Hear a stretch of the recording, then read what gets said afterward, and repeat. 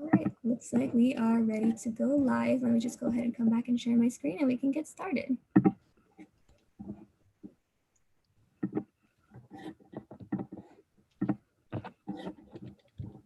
Let me just move this a little bar. See, I hate the Zoom bar always pops up right in the middle of the agenda for me. And I'm like, no, I need to see everything. You can do control, I think is it control H will hide the Zoom bar. I just slid it down to the bottom right now. Yeah. All right, looks like we're good on the YouTube to be live. Can everyone see my screen? Yes. Yes. Then I'll go ahead and call this meeting to order at 12:06 p.m. and we'll begin with roll call. Mackenzie, I am here. Chris? Here. Christina? Here. Here. Alex? Here. Jasmine? Here. Kelly? Here. Manuel? Kyle? Here. David? Here. All right, we're all here. Before we proceed any further, I would like to acknowledge that we are conducting business on the native land of the Hahamanga tribe of the Tongva Nation, and to recognize those who came before us by offering a moment of silence.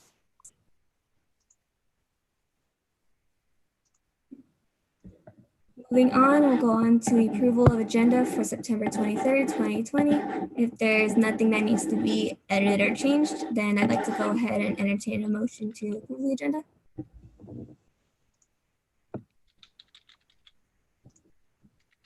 Can I get it first? I move approval of the agenda for September 23rd. Second. I heard like two voices at the same time. Who was it? That's Christina. First by Chris, second by Christina. Go ahead and bring it to a vote. Chris? Aye. Christina? Aye. Louise? Aye. Alex? Aye. Jasmine? Aye. Kelly? Aye. Emmanuel? Aye. Riley? David? Aye. All right, motion approved. Well, I just remembered right now I needed to hit record. I wrote down the other stuff. Okay, we'll go ahead and move on to the approval of the minutes for September 16th. Same as the agenda. If there's nothing that needs to be edited or changed, then I'd like to go ahead and entertain a motion to approve the minutes.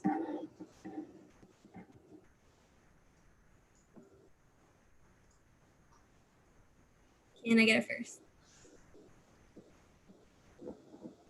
I move approval of the minutes. We have a first by David. Do we have a I second? second. All right, second by Louise. Let me check this down.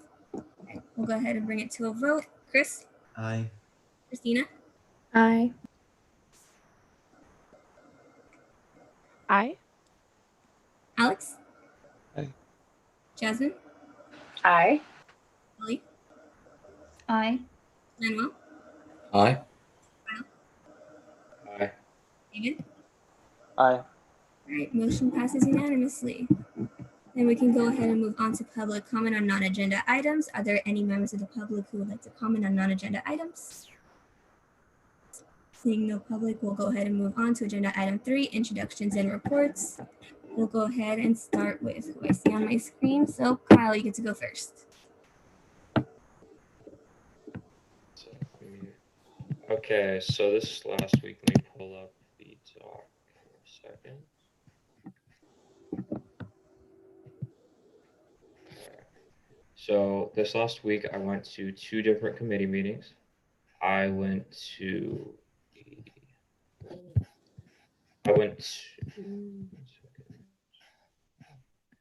the strategic planning committee. We went over and refined the vision statement. The vision statement is essentially the large thing, which is what we're aspiring to be. That's how they explained it during the meeting. We still don't have conclusively decided on what we're going to do, but we spent the entire hour session defining it and redefining it. So it should be pretty good. Christina could attest to that, maybe. And second, I went to the accreditation committee meeting. We reviewed the quality focused essay on collegiality and communication. It was very rhetoric focused. And we also reviewed the commissioner's checklist for visits. Essentially, whenever a person comes here for accreditation, which is now going to be online, they have a specific set list of things they need to accomplish, i.e. we went over the list, we determined, do we meet all these bullet points? And if we don't, which we all did, but if we didn't, we would have to go change a few things and make sure that we would do all those different things. And then lastly, I helped Kelly run Constitution Day, which is fun. Woo. Constitution Day. That's it. All right, thank you for your report. Moving on to David. Do you have anything you'd like to report? Yeah, so on Thursday, I met with Candace Jones and Crystal Corras and other AS board members to go over the the technology access survey that's going to be sent out in the coming weeks. So we gave feedback and we reviewed it and everything. And then I also attended the fall planning retreat on Friday to discuss certain issues concerning students, as well as sharing some of my own experiences switching to online learning. In terms of committee reports, I attended the Accreditation Board Policy Committee meeting on Friday. I suggested a change to student member compensation until compensation was amended to be equal to other trustees. We also went over the ISA that we're going to be going over today. Attended the Board of Trustees Ad Hoc Committee centered around realigning the board goals to be more closely with the vision for success and to better reflect the call to action from the Chancellor's office. So we're working on that. They suggested that we do it more in person, because some of the conversations that we need to have are a little hard to have over Zoom. So I'll be updating more about that later. All right. Thank you, David. Moving on to Kelly. Do you have anything you would like to report? Hi, yes. So aside from Constitution Day, everything went pretty well for that. I hope. I just said for the agendas, I definitely will be contacting the students in regards to telling them, we'll probably be getting them more towards the middle of October, because that's when our actual agendas are going to arrive to us. And then secondly, also reaching out to Sheila Rose to work on like a communication hub. So yeah, those are the two main things. Thank you, Kelly. Moving on to Christina. Do you have anything you would like to report? Yes. So I also went to the strategic planning committee with Kyle. We did revise the mission statement many times. So I'm hoping it turns out really well. I also went to the fall planning retreat with David, Mackenzie, and Kelly and Louise.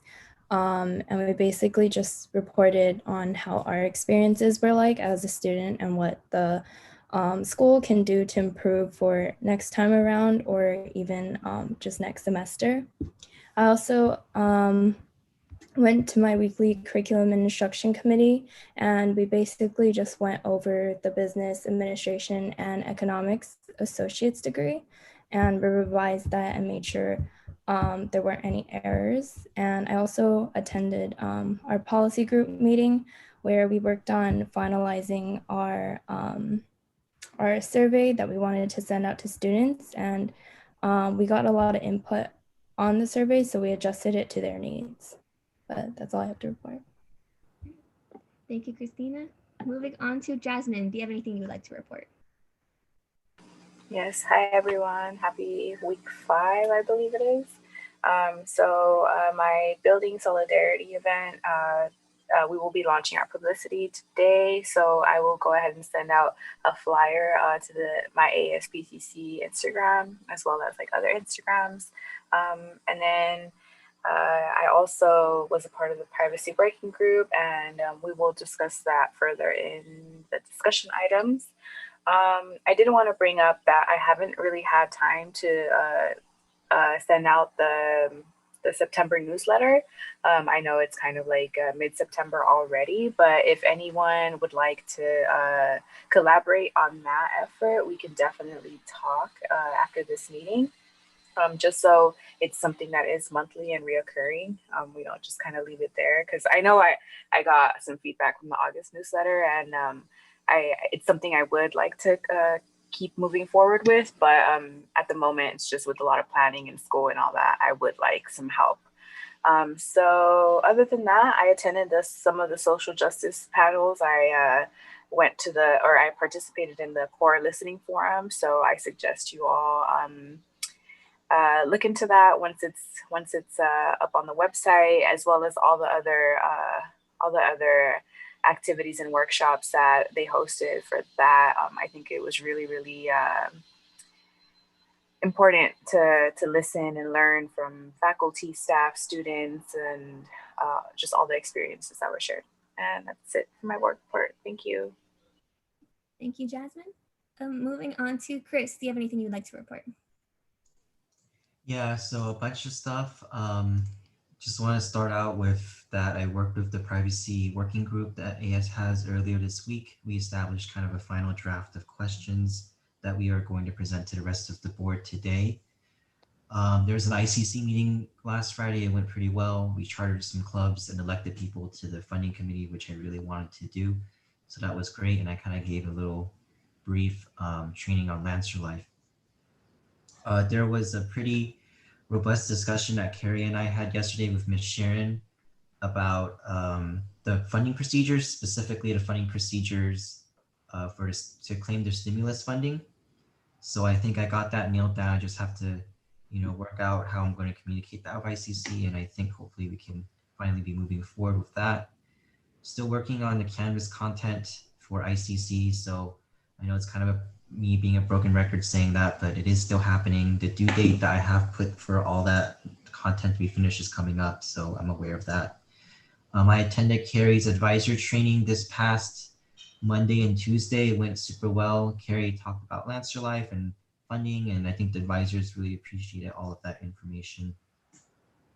Plus, we worked out some technical issues too right then and there, so I think that was great. In terms of committee reports, I worked with Candace to finalize how we're going to send out that technology survey, or 2 technology surveys, one for COVID and one for the district-wide planning to students, including talking about like an incentive we're going to give and just some final feedback and closing thoughts before this gets put into a survey format. But that's pretty much it for me. Yeah. Moving on to Alex, do you have any? I don't have much this week, but I met with Carrie last week and have my skeleton for Spirit Week out and starting to plan that. That's looking to be in the first week of November now. And then I am in the process of interviewing my first round of applicants for my committee. Other than that, I don't have anything.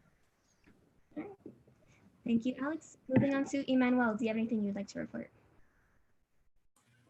Yes, hello everyone. I'd like to just report that I've reached out to multiple programs on campus trying to distribute the AS applications.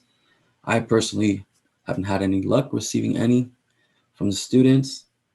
Trying to find a way to create more interest in that, as well as Chris and David and Louise also attended a collaboration with Candace on the Tech Master Plan, gave feedback as to the COVID survey and the incentives that will be available for participation and giving feedback. And I will be attending the Facility Standing Committee tomorrow, as well as BRAC. And that is it. Thank you. Thank you, Emmanuel. And last but not least, we have Louise. Do you have anything you'd like to report? Yes, I'm so glad I'm last because I don't have to repeat everything that everyone else said. But basically, as people have mentioned, I went to the fall planning retreat with you all, and you already know about that. I also met with Candace Jones and David and Emmanuel and Chris to talk about the new student surveys.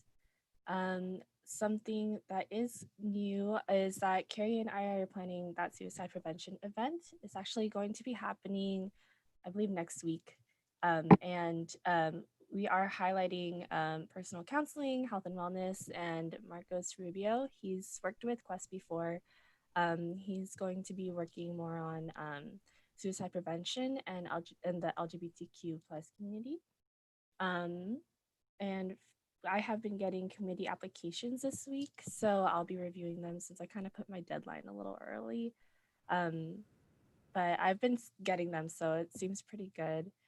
In terms of committee meetings, I attended College Council with Mackenzie, and some things I wanted to share for student services updates that Dr. Levo shared with us is that Latinx Heritage Month is still happening, and the events are still happening until October 16th.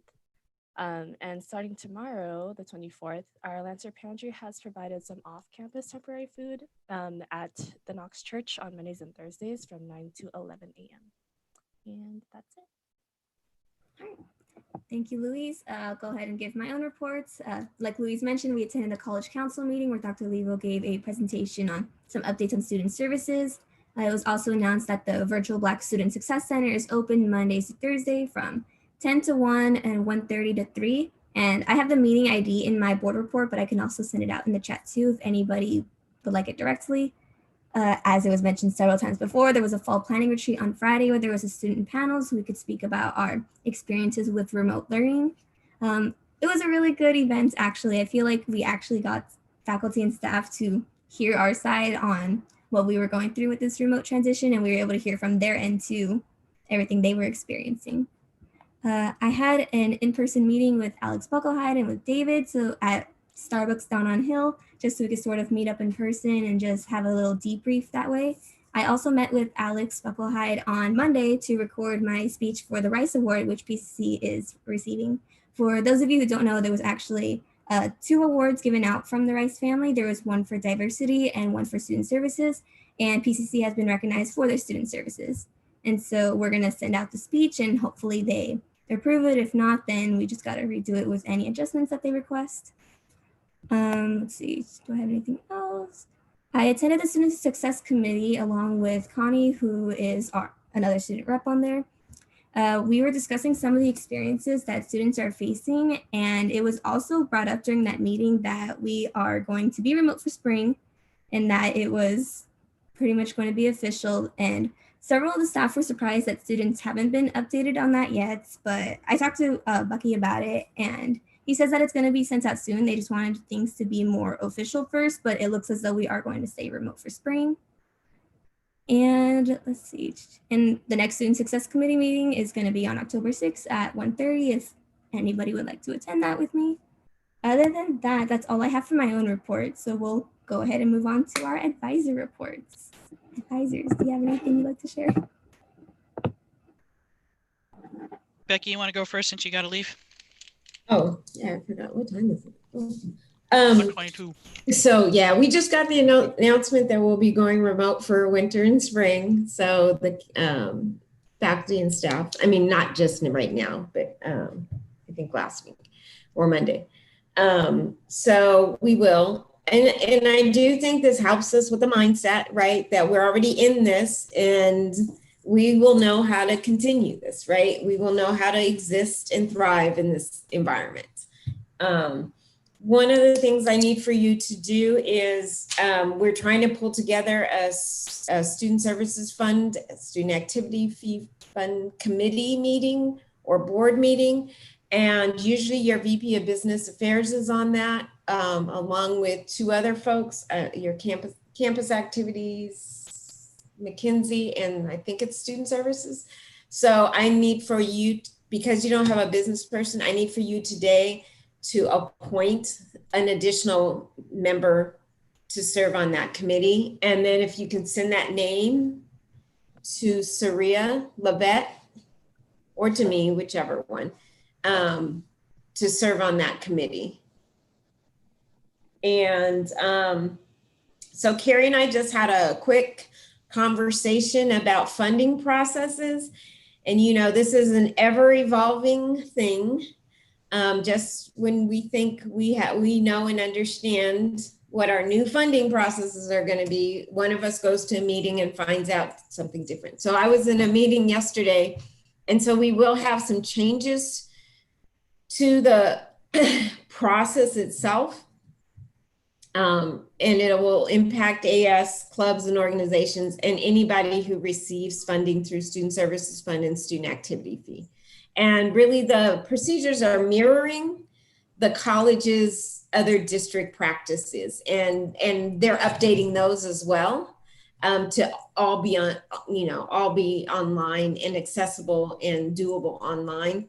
One of the issues is we have additional layers that we require for our area and that Associated Students is required to have, and primarily we are required to have student signatures on everything, whether it's from a club, whether it's from you, for SAF. And so the form that the district had set up, or the process, did not involve all the signatures that we need to have. So we met about that yesterday, and I think I met with the fiscal side of the house, and I think we hashed that out yesterday. And hopefully next week we'll be sending out what that process looks like, and we can finalize some of the forms. The district is still in the process of updating some of the forms that we will be using. And so we're in this transition period. In the meantime, we'll use what we have, but please know that we will be transitioning to other forms. And as much as I can, I'll try to make sure that you understand this, or Carrie understands it. It's not always clear to me. And sometimes when we go to these meetings and we all talk about this and it sounds great, like we have a done deal, and then I go away from it or somebody else goes away from it and we realize, or I get Carrie's input, or one of you asks a question, then I realize, ooh, we didn't really work that out.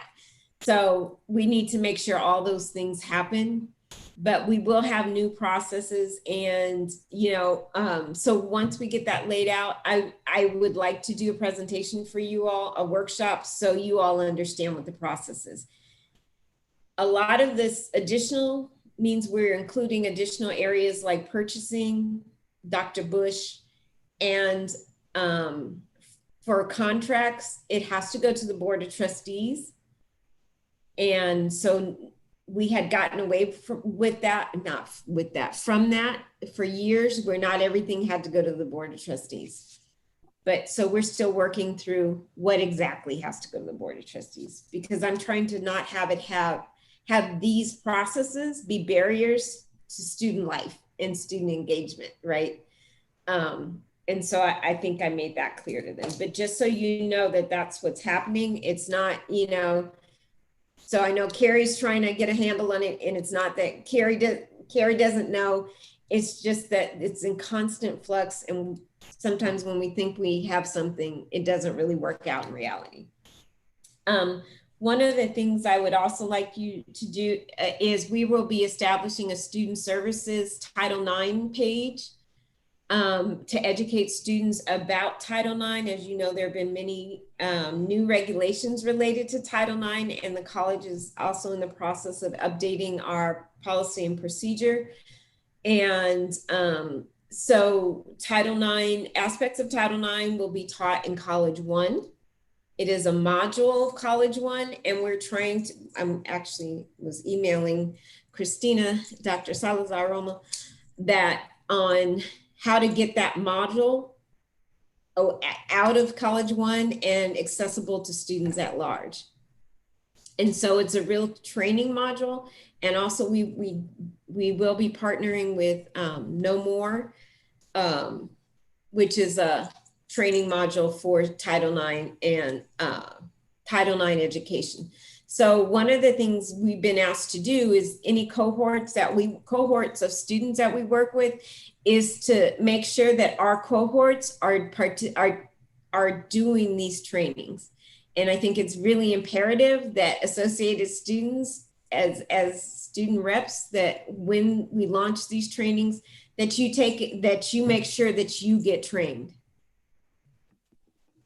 Okay. So when we get a final link and everything, I'll send that out to you. And one of the big things, and this is a longer discussion, I'm a member of CPART. Do you all know what CPART is? CPART is our behavioral assessment and intervention team.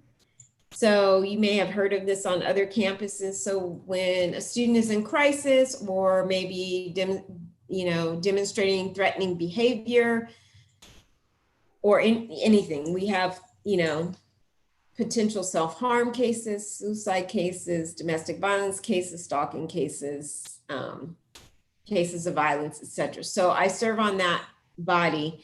And one of the things that came out this morning, we were talking about elections, was that we all feel some kind of way in terms of anxiety as professionals and educators around November 3rd, right?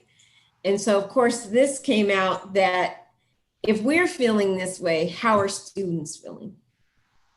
And so I know I met with Alex Buckelheid earlier in the week about what are we doing to inform students about voting and registering to vote. And so on one hand, I need to work with Kelly, or whoever is interested to really start an active campaign to educate students about voting. And I know you did the town hall the first week of school, which was great, but I think we need to do more. And then after my discussion with the members of CPART, we really realized we want to partner, or we need to have students help us create either a roundtable, a town hall, a safe space, so students can start talking about maybe what anxiety they're expressing or concerns that they are experiencing around this election. So to really be cognizant that this election is causing stress, aside from whatever political affiliations people have, the outcome of the elections and how it can impact particularly marginalized communities or, minoritized communities is very powerful, and also, and can create fear, right? And so I would like to partner with a couple folks to help us figure out what this can look like for students.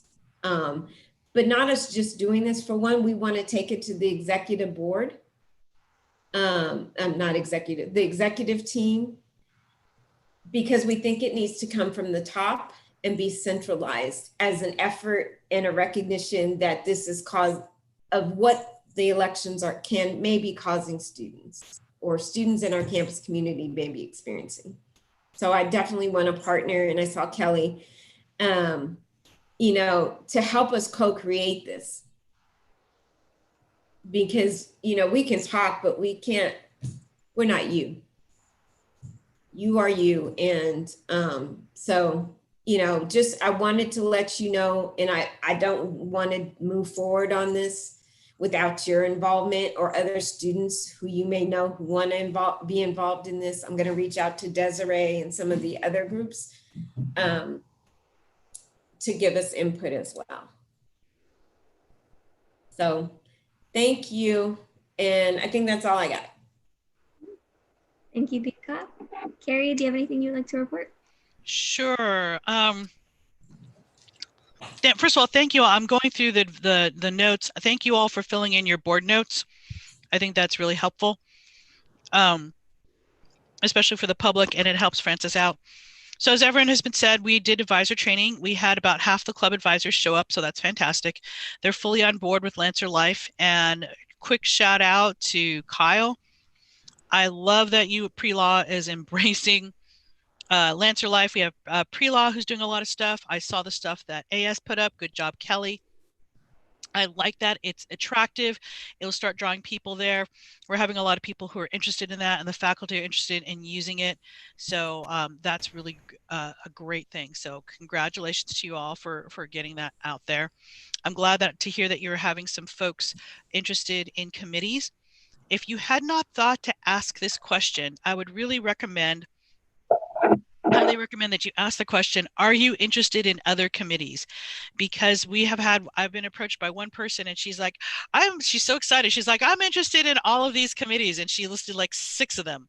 So you just might want to find out, how many committees folks are in, because I don't have a problem with people being in more than one, but, maybe a gentle reminder that, there's only so much work you can do, right? And maybe not to be in 6 committees is a good idea.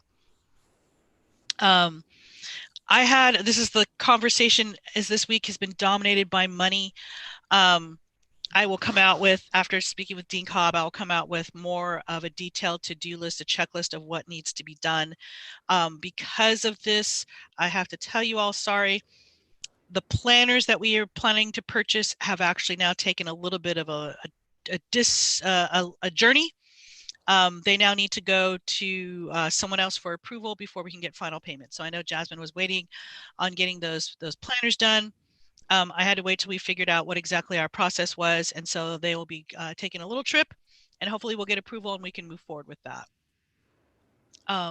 As we move forward, Mackenzie, it's really important that whenever, actually, I'll put this back on each of you individually. If you put forth an item that requires money, you saw the backup page, right? That you all fill in the agenda template, the item template, where you say, I would like to do $1,500 out of this account for planners, da da da da da.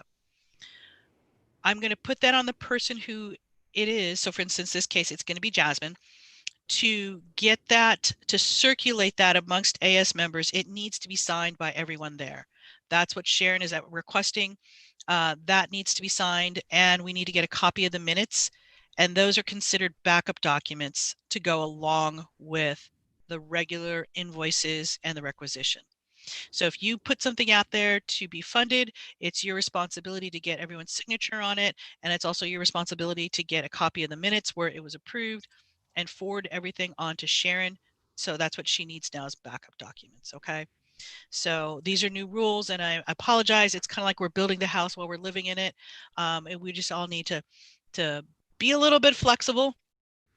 And I ask that you all show leadership, because a lot of you are in clubs and organizations, or you speak with people, and if they start talking about money, just listen attentively, because things are not the same as they used to be. And a lot of those folks are used to kind of going on. The biggest thing I can tell everyone is that we need more time. And so for all of you that are thinking about doing events, we need more time, and we need to back up our agenda. So you need to now be looking seriously at planning things 6 to 8 weeks in advance. Okay. Once you get better at it in spring, we can probably cut that window down to 4 weeks, but this is a new process. You're new to everyone, so please start thinking about things. Alex, we're talking about Spirit Week. We are on the cusp right now where we need to make some hardcore decisions about getting some stuff put in play to get approvals and signatures. So let's make sure that we get that done. And this is also, I'm still planning and speaking as if one day we will actually see each other on campus face to face, because I keep hope alive that maybe we will be at a lower level, and that we might have you be able to come on and exercise some activities. So just know that the planning process has extended itself.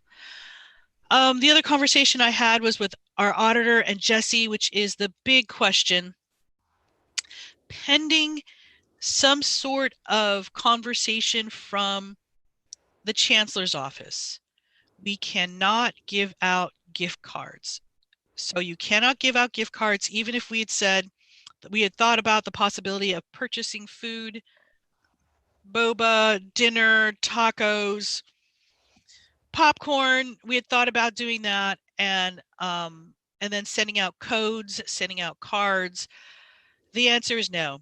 Right now, the auditors are so hyper vigilant to food issues, and I don't understand quite why that we cannot do that. So I explained to them, I said, had we been in person, we would be handing out candy bars and pizza, and that is allowable. But I guess in this, I don't know. But in any case, no gift cards. So please, no gift cards. Don't think you can give cards to anybody for speaking, things like that, right? And no gift cards for participation. But exactly right, Jasmine. We can do drive-bys. And so what she talked about doing, and so this is all stuff that has come up this week, because I've been trying to get some final. I need someone to say this is what I can and cannot do, and I think I finally got it with Jesse. She suggested that we do theme things. And so what I will probably end up talking to, well, if we ever get a what do you call it person, a publicity person, I think what we're going to end up doing is probably doing drive-bys like Jasmine is talking about. So for instance, Kelly, we had talked about doing stuff for a debate watching party. So I think what we're going to end up doing is just buying a bunch of stuff, stuffing backpacks, like little string bags or something, and having people come do a drive-by. We could also maybe arrange to have a bus by, so we could sit out by the bus stop if people actually don't have a car and they're coming in and they take the bus. We can hand them something right around the bus stop, that type of thing. And it is right now, you can spend your money. It's crazy. If you want to buy people a t-shirt, you want to buy people a lanyard, that's fine. She was a little skeptical about the limit.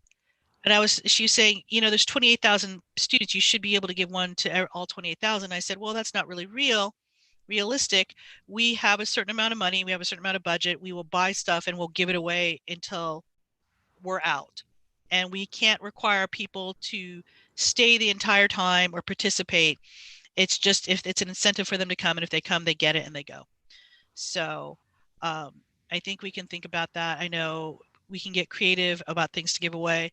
Alex, you can definitely give away spirit packs with pom-poms, t-shirts, lanyards, you know, that type of thing. And we can do a drive up. And for that, I can get permission for you to come onto campus and set up a tent and socially distance and hand those things out.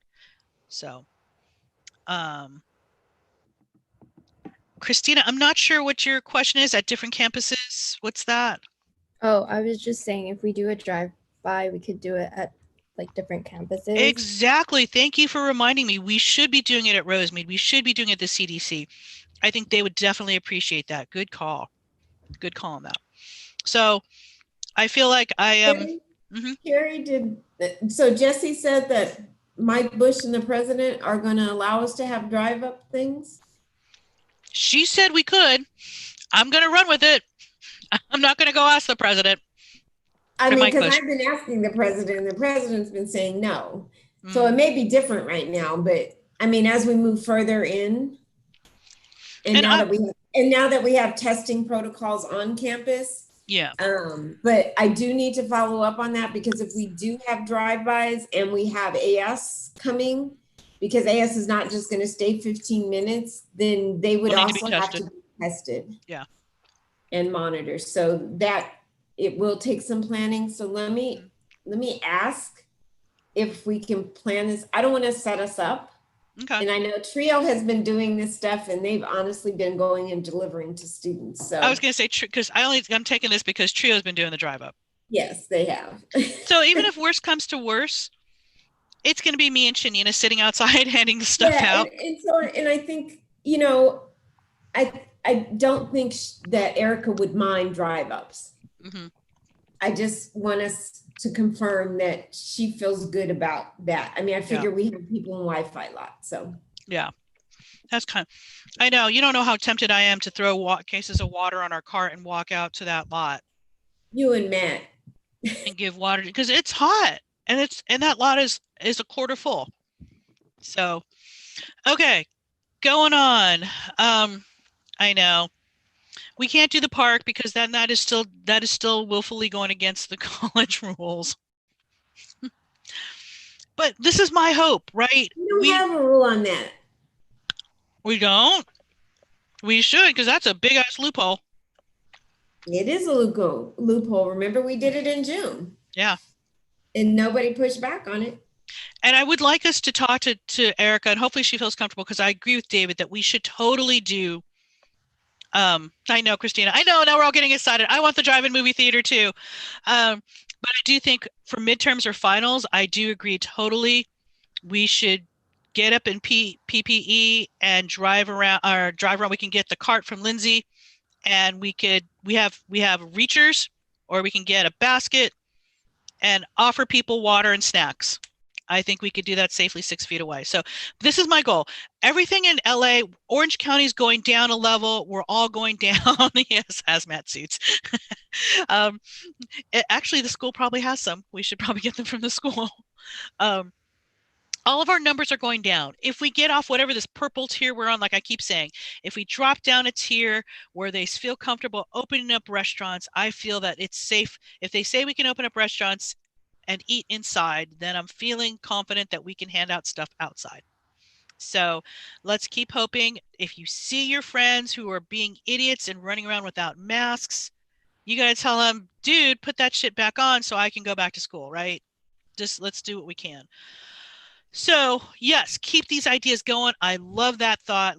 I would love to do a movie. That's what Alex and I are kind of dying to do for Welcome Week. We really want to blow up and show the movie in that corner lot because it's got the Wi-Fi. So yes, that's my secret dream. Going on, I see that because I see that a couple of you do have. Hopefully everyone has received the stuff that I emailed you. If you haven't gotten something, because I sent you all a list of what you should have gotten. So let me know if you have not got what was on that list. I did a screenshot of what you were supposed to get. So Mackenzie, you're supposed to get a headphones and lap desk. Hopefully you got it. I am still asking Candace. Candace was on the hiring committee for the chief diversity officer. We both were, along with Mackenzie. We kind of got sidetracked on the computers. I'm asking her, following up with her, where are the computers, and also specifically the hotspots, because I know 2 or 3 of you are really desperate for hotspots. I'm trying to finagle some out of the college now and then replace them when ours come in.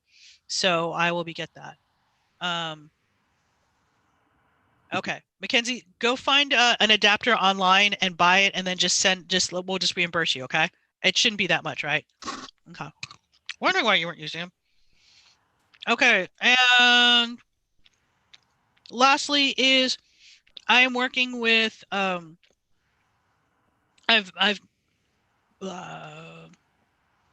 reading my notes.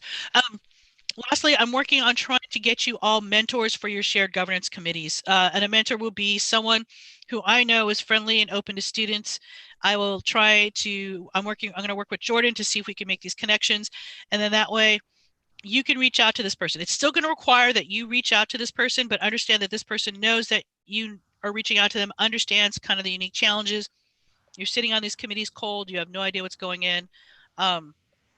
I had not realized that most of these committees do not do any sort of onboarding, because I sit on IEC and we onboard every year new members, and I've been sitting on some of the other committees and realized they don't do anything for you all, and it's kind of hard jumping in cold. So I've taken down a few names, and I'm going to try and make some connections with you all, so that way you can have someone you can ask questions of privately in the chat and say, hey, I'm not sure what's going on. So okay, that's it. And as I was excited I know we all want to get together, we all want to do things. Keep these ideas going, make notes of them. And I can't emphasize enough, if you want to do something, for instance, student services, I know Christina, you've got a lot going on. Maybe you work with Louise and do midterm care packs.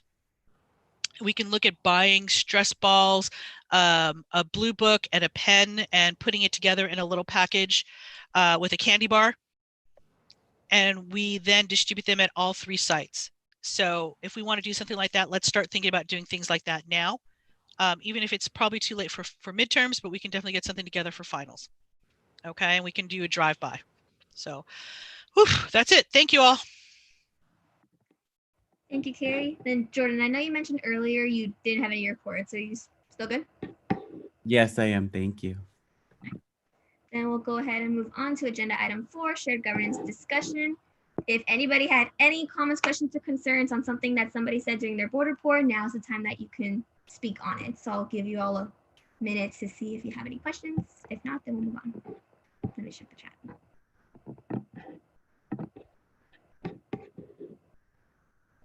Oh, I want to say something.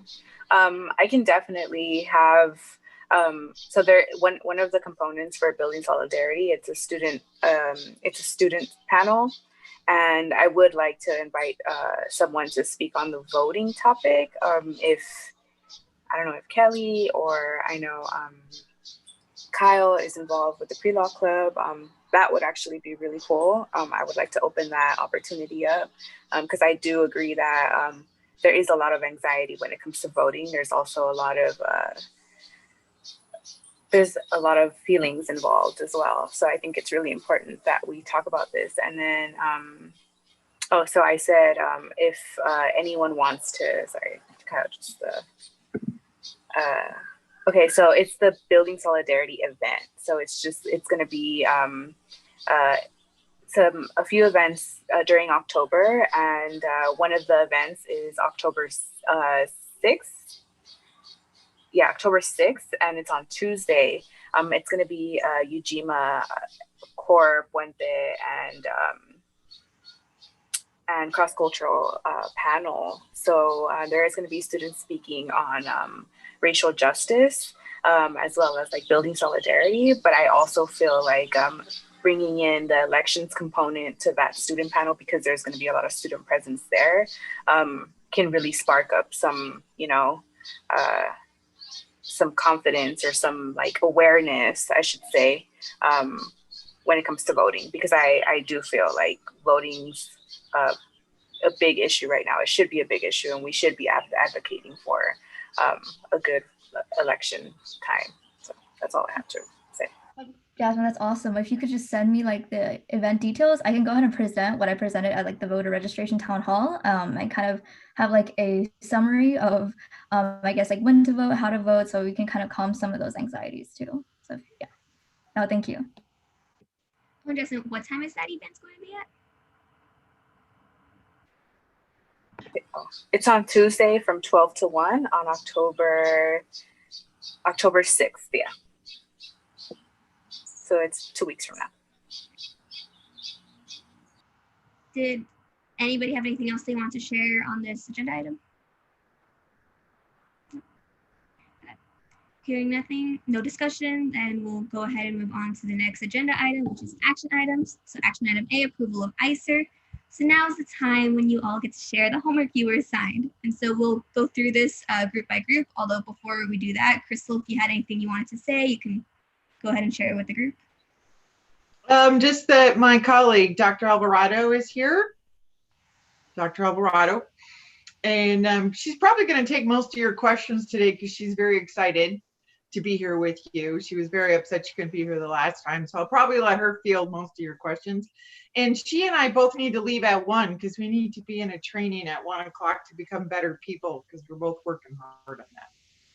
But I did want to thank Mackenzie and Christina and David and Louise and Kelly for attending the strategic planning or the planning retreat last Friday, because I just want you to rest assured you were heard loud and clear. And I got a lot of positive feedback from folks. So thank you. You were heard. Thank you. So for how we'll go about this, so you were each put into different groups to go over different parts of the standard and go through each group. And when I say your names, you can go ahead and share whatever you have for your assigned section. So we'll start off with group 1, which had David and Alex. So either of you can go ahead and start.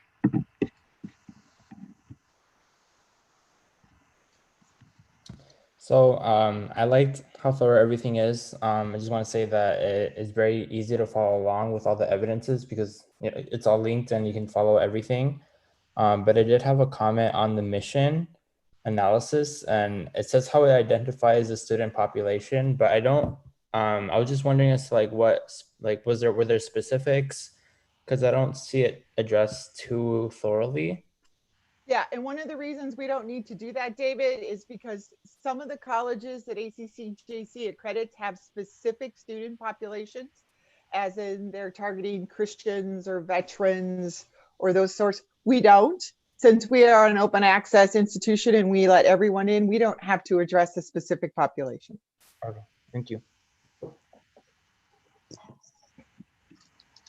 Alex, did you have anything?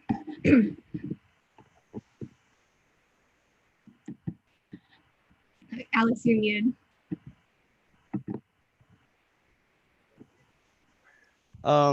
Sorry.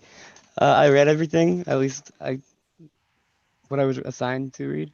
And there were some things, wait, I'm trying to find the exact page. I noted it, so I'm just gonna scroll to it.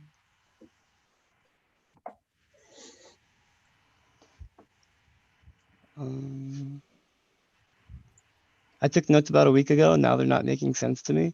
But if I remember anything later on during this discussion, I will bring it up.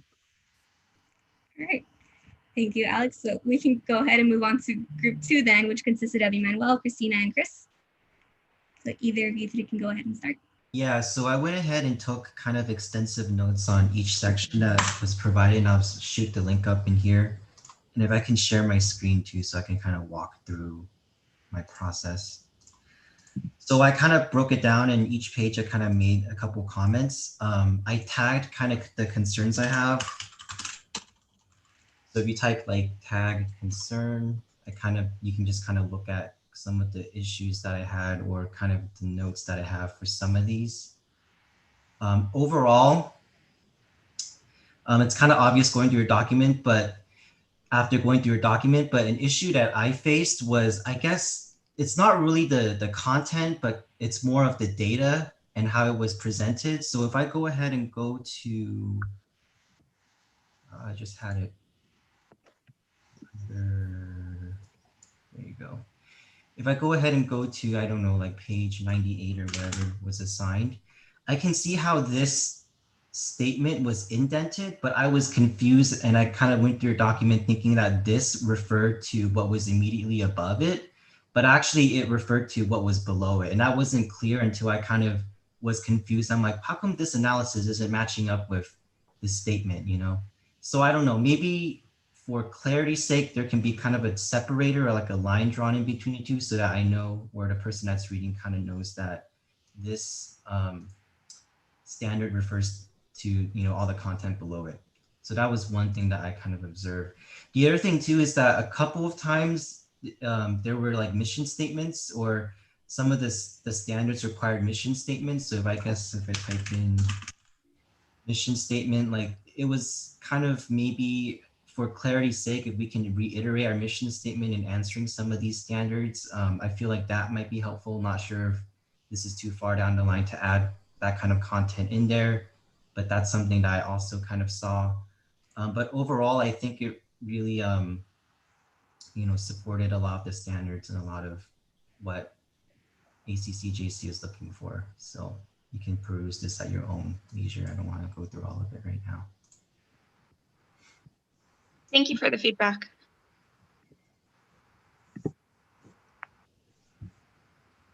Christina Emanuel, did you have anything you would like to add? Yeah, so I also looked at it and I thought it was really well written. It definitely went in depth with the curriculum as well as academics. When I looked through it, because I also sit on the curriculum and instruction committee, there was a lot of things that I learned about the committee, since we have been just approving courses right now, I believe. I think for me, when I was looking through it, I kind of wanted to see more statistics.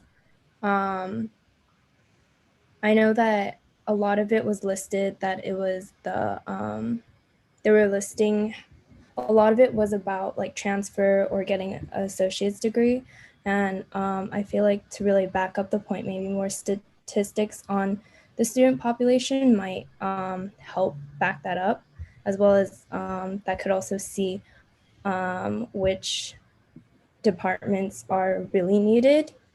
But when I read through it, I really liked it as well. They mentioned a lot of equity, which I know that I would love to see more of it. I know that a lot of, for a lot of the committees that I've sat on, a lot of them had made an effort to try and bring more equity onto the table. But yeah, that's all I have to say. For me, just to add to that equity comment, I personally, I noticed how it's a major component of our institution, but I think it should be priority, maybe the main. I think that would help build our society, not just our campus. And just kind of browsing through it, I do wish there was more data on the standard too. I had a question though regarding the AccuPlacer testing. How is it that, how does it show that students were, people of color were disproportionately affected, impacted? And for Flex Day, I noticed it's from 2018. I know that this flex day this year over the summer was great, according to the professors and staff that I have spoke to this year. I wanted to know if students are being approached to request potential training for instructors. So I can't speak to AccuPlacer. Crystal, would you be able to provide any information? I'm just going to do that very quickly because I got to run. We don't use AccuPlacer anymore. So we try to limit our conversation on that in the document because we don't use it. And that was actually what we would say to the site team is we don't use it because we do believe it disproportionately impacted students of color, which is what is AB 705 is all about. Okay, yeah, I'm aware that it's no longer available. So that's why we just kind of skim the surface, and the accrediting commission knows this as well. So we don't really need to talk to it that much because we don't use it. Are they thinking about, is it a possibility for it to be used again? No, it is not. AB 705 takes care of that. Okay, I see. I gotta go. Thea, you're on. All right, I'm here. So I find it that it doesn't represent the non-traditional student. Based on the AccuPlacer, but obviously we don't have they don't even want to discuss it anymore. So I'll skip that. I do believe there should be some sort of requirement, not just an encouragement for students to do an ed plan so that their academic career at PCC aligns with UCs and CSUs over 4 year. Sorry, I'm going through a bunch of notes as well. I didn't know we were limited on time. And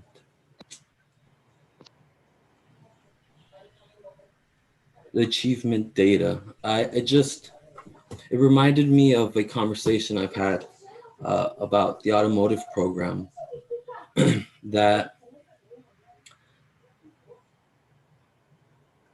for my experience as an automotive technician at a different school, I personally find it very necessary to have an internship with the dealership or a local automotive shop to be able to increase not only my experience, but actually my credibility when it comes to being a mechanic.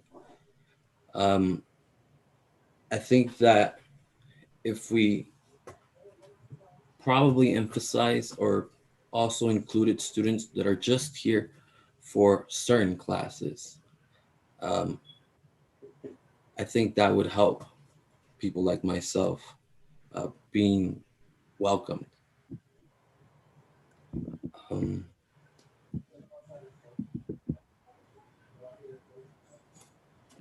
Yeah, I just don't like the way that I translate this as you're on campus and you're just here for a certificate or a degree. And if that doesn't line up with the UC or CSU, then you're probably wasting your time.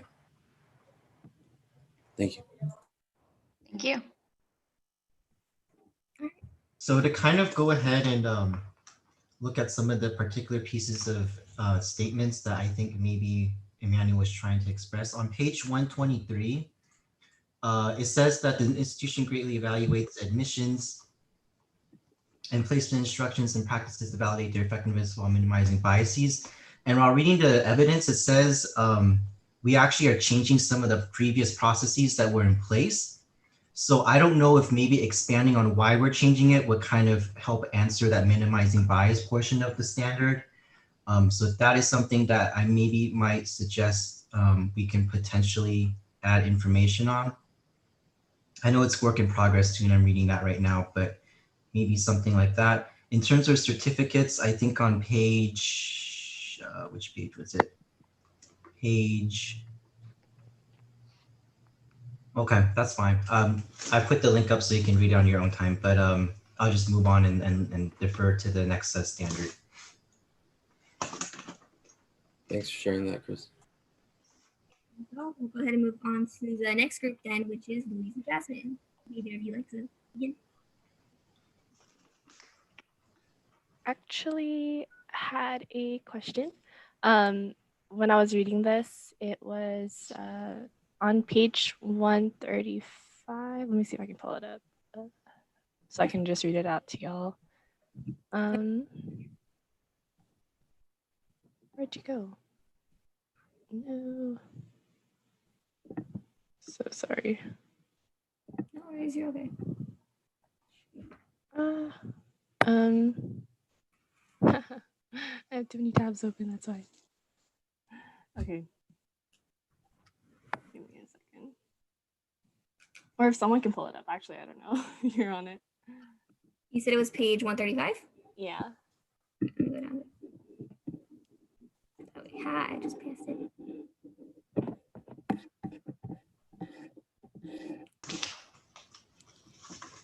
It had something to do with like the board of directors getting rid of, there it is, A6. I was kind of wondering what the purpose behind basically getting the standard out. It says it's no longer applicable, so I was kind of wondering like what that really meant, since it's kind of about like student learning and considering like how employees use the results of the assessment of learning outcomes and improving teaching and learning. So I kind of like, I didn't really understand like where they were coming from there. Yeah, so thank you for that question. And actually it relates to what had been mentioned earlier. So let me give you a little bit more background on sort of the formatting of this document. So ACCJC accredits not just community colleges in California, but a variety of different colleges on the West Coast. And their board has developed 120-ish different standards. And in order to accredit us, they ask us how we meet each of those standards. So when you're seeing A6, A7, these are the standards their board has developed. So they do occasionally update it. And it looks like in the last round of updates, they decided not to include A6 anymore, which is why it's been struck. And instead they ask us to provide evidence for how they can meet A7. So in terms of the formatting of this document, we're given a template. And we have very little control over what the actual report looks like, which is why it's not as clear as it could be. But unfortunately, it's not something that we have control over. And they have very strict standards when it comes to what evidence we're including. They want it to be as concise as possible. And I know it's still over a 300-page document, but we have to be very direct. We have to make sure that we are addressing just the information in these standards, and they don't like us to repeat any evidence. So if we refer them to something like a website that has some statistics on it, we have to include a link so that they could go and they could look at the statistics. And we're not really permitted to go back and cite it again because they don't want to look at the same evidence over and over again. So I'm taking notes on everything that you all are saying, and thank you, and I'll share that with the committee.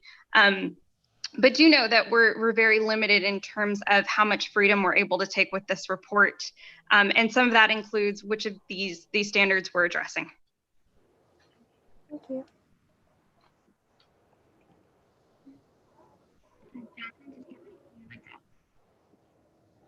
Oh, thank you. So yeah, I actually was going to talk on the organization or formatting component, but I wanted to also focus on the outlining of diverse recruitment of personnel.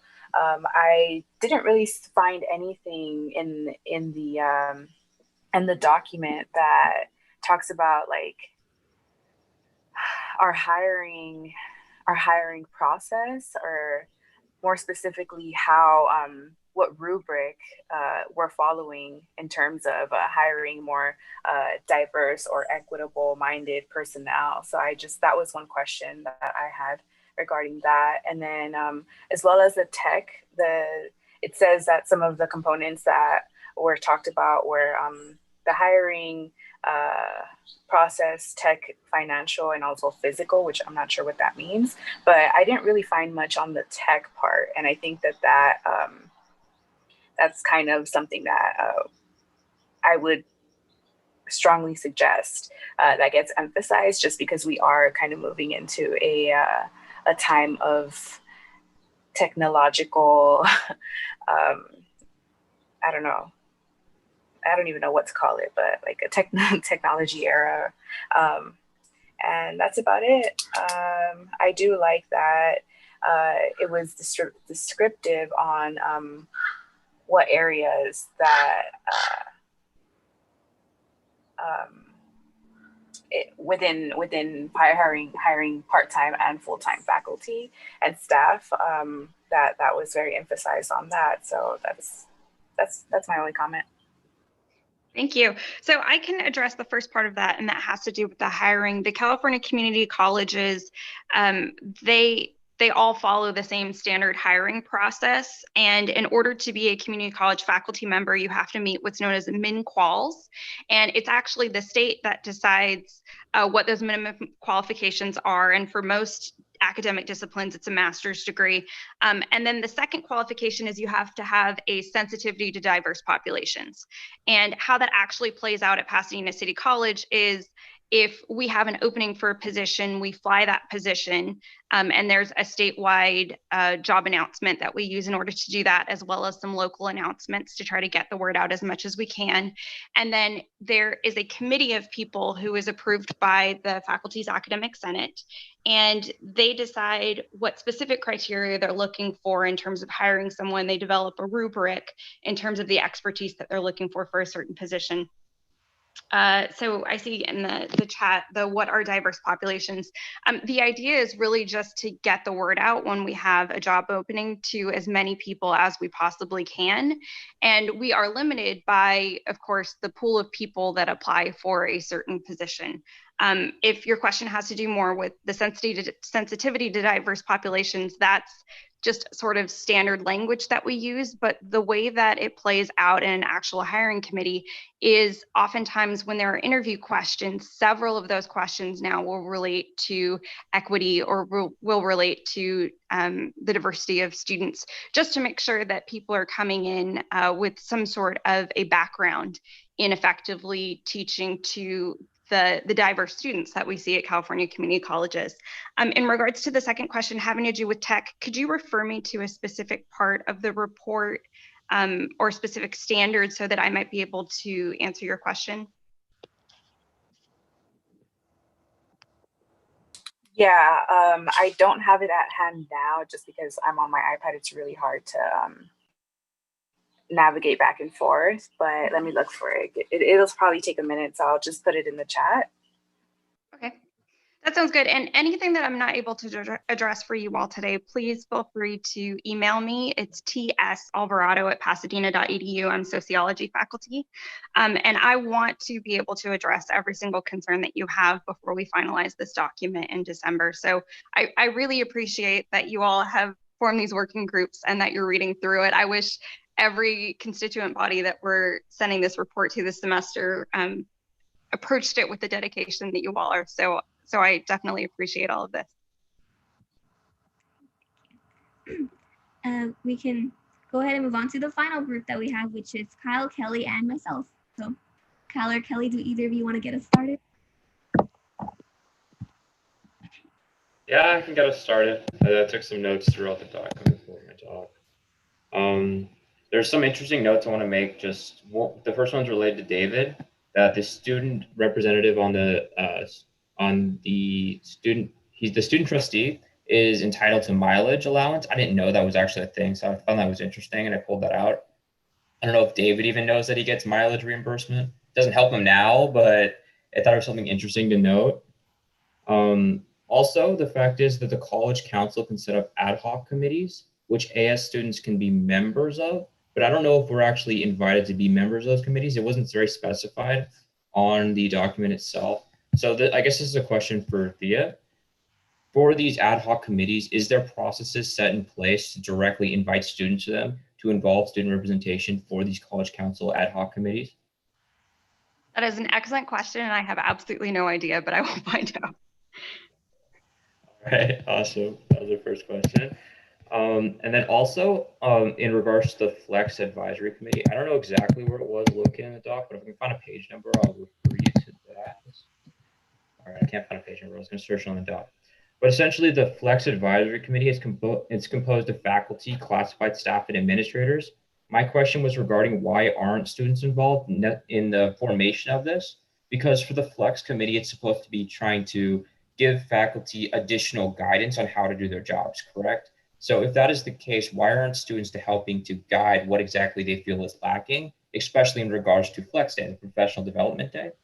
And as the students are involved in a lot of other committees on campus, and I think they are obligated to be on committees in campus, why aren't students involved on this Flex Advisory Committee? That also is an excellent question. I'm going to refer that to Jason Robinson, who is our Director of Professional Development. For me as a faculty member, I would love to know where students feel like faculty members need to be more educated, especially with this push that we've made to online instruction. I'm sure you are seeing things in your classrooms, areas that faculty could improve their online instruction. And I would love to hear about that so that we could develop professional development workshops. The way it works right now is, yes, there is a committee of people who will vet topics for professional development, and there's a call put out by email several months before we have professional development days, and faculty are able to submit whatever topics they want. But in terms of the actual process and having a voice in that, I'm going to direct you to Jason Robinson because he is in charge of that committee and he's in charge of professional development days. For me as a faculty member, I would love to have more student involvement in that. So I think that's an excellent point. Okay, I like that. All right, so my next thing is I think a good change to make would be that student trustees are not able to be a part of closed door meetings. For example, it was Board Policy 3000. It says that the Board of Trustees do not allow them, they allow them in every single session except for closed door meetings. My question is, why is this the case? And why is the student, well, okay, it's ed code, but my question is why? I don't know if anyone has an answer to that. Dave, do you have an answer to that? It's because I'm not an elected official. Or is that why? I'm not elected by the taxpayers, and the system that we have right now only allows elected trustees to be part of those sessions. Huh, interesting. Okay, then I'll move on. All right, I want to make an addition on page 203 of the document. Mackenzie, would you go to page 203? Let's see again. It's a very minor change. It's not really a content change. It's more just like consistency. Okay. It's on here. So there's a part where they're noting that the board of trustees has like online. Wait, stop, Mackenzie. The top, the first paragraph says Board of Trustees posts a link to meetings so that members can watch board meetings in real time online and view past meetings on YouTube. The AS does the same thing. And I was wondering why aren't other organizations who also do the same thing that AS is represented on here? Because since we switched online, a lot of organizations started recording themselves on YouTube, putting that up. And it's not necessarily something that needs to be changed, but it would be helpful when the accreditors come and they could see that all these different organizations have now switched and started recording themselves online, etc. So Kyle? Yeah. Thea, Thea, do you know an answer? I was gonna give what I think is an answer. Oh, please go ahead. So you two, the Board of Trustees, and you are elected officials, so you're required by law. No one else is required by law. I see. But the point is here is we're not on there. As in, we are not listed as having our meetings posted online on YouTube. And it just says our minutes and meetings, and that's it. Like, we're not listed to having the other information that we currently put online. That was the change. They probably didn't realize that we do that, but we can let them know now that they know. Like I said, it's easy change. Like, that was just it. Okay, there's another change. It's really easy. 227. Just adding a word. That's it.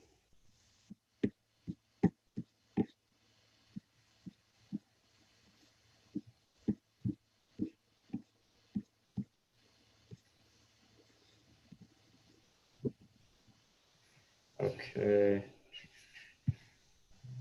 It's under analysis and evaluation. The first sentence just doesn't flow. Board ensures that the Board of Trustees is responsible for and remains informed about all legal, financial, and educational issues. Add the word is. Board policies ensure that the Board of Trustees is responsible for and remains informed about all legal, financial, and educational institutions. Okay. That's just Done. Thank you. that's all I have. Kelly, do you have anything you want to add? Yes, I was actually, so I have, sorry, let me go ahead and find the page.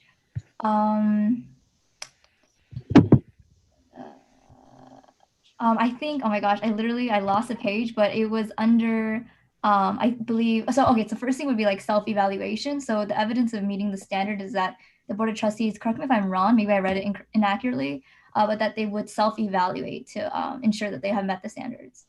Is that correct? I just want to make sure that I understood that. That is correct, and that follows the board policy. Okay, I see. And then also that the president or like the superintendent or president of PCC could change, or I guess change the policy essentially at any time without regulation. So any policies that we change still have to go through an approval process.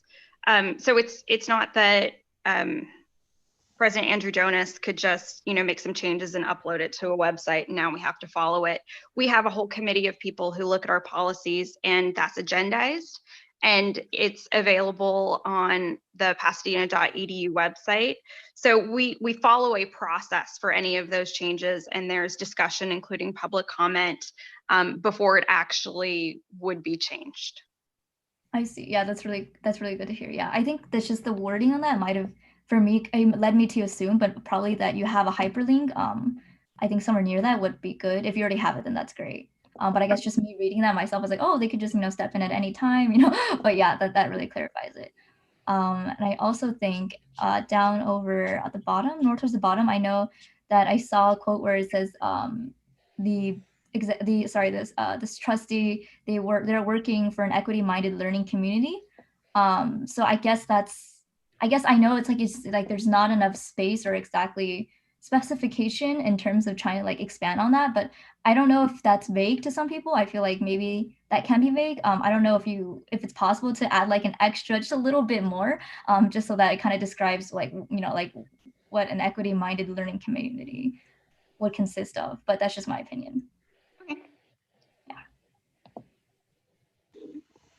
Yeah, because I understand that it's like in light of recent events, it's a huge goal for student government and also I hope for administration. So it's just mentioned very minimally in a long paragraph. You have only like 4 words according to it, and it's not very specific. So that's just something that I saw. But yeah, anyways. Okay. Thank you. Then I'll go ahead and keep mine brief since we had a lot shared before. So something I noticed, it was on page 216.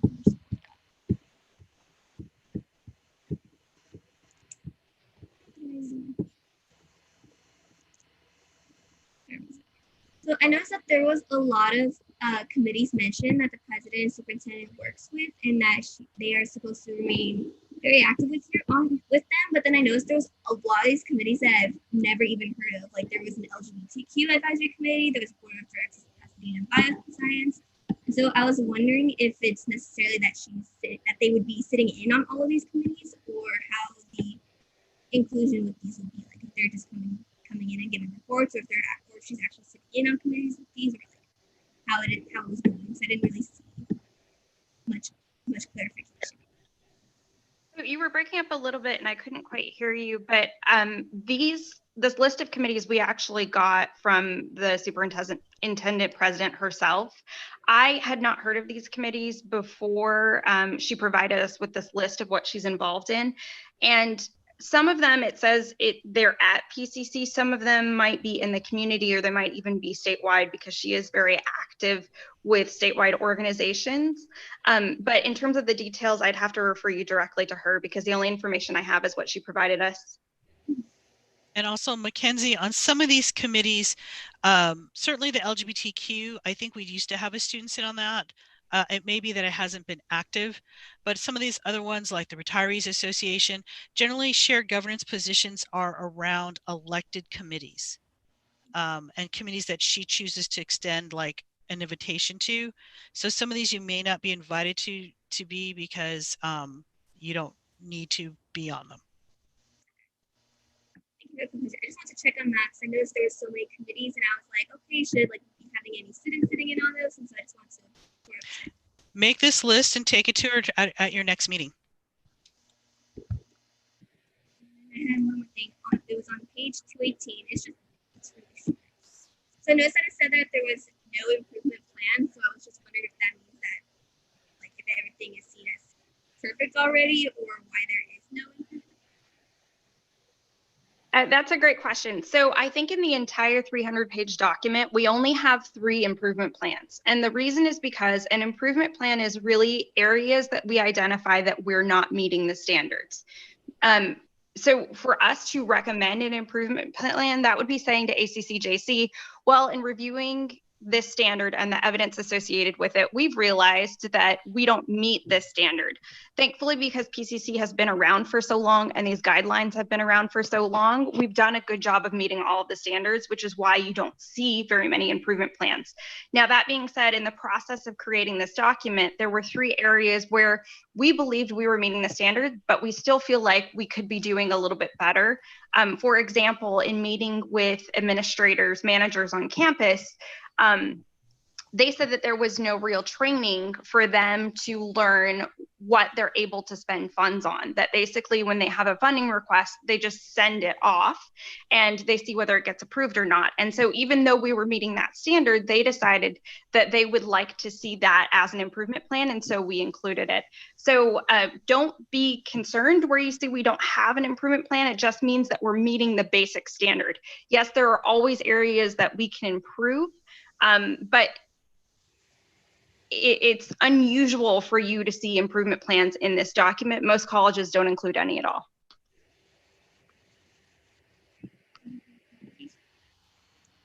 Right, so that's all I have for my own comments. I want to open it back up to the rest of the board. If any of you had any comments that you wanted to make based off of what everybody has said. And I know, Alex, you mentioned that you couldn't find a page number earlier. Like I know some of you said you're going to look for that.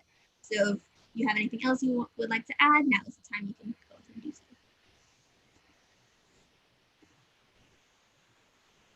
Does anybody have anything else they'd like to add? Or Alex, did you ever find that page number? I can't read my own notes, but if I do figure it out, I will be sure to email you.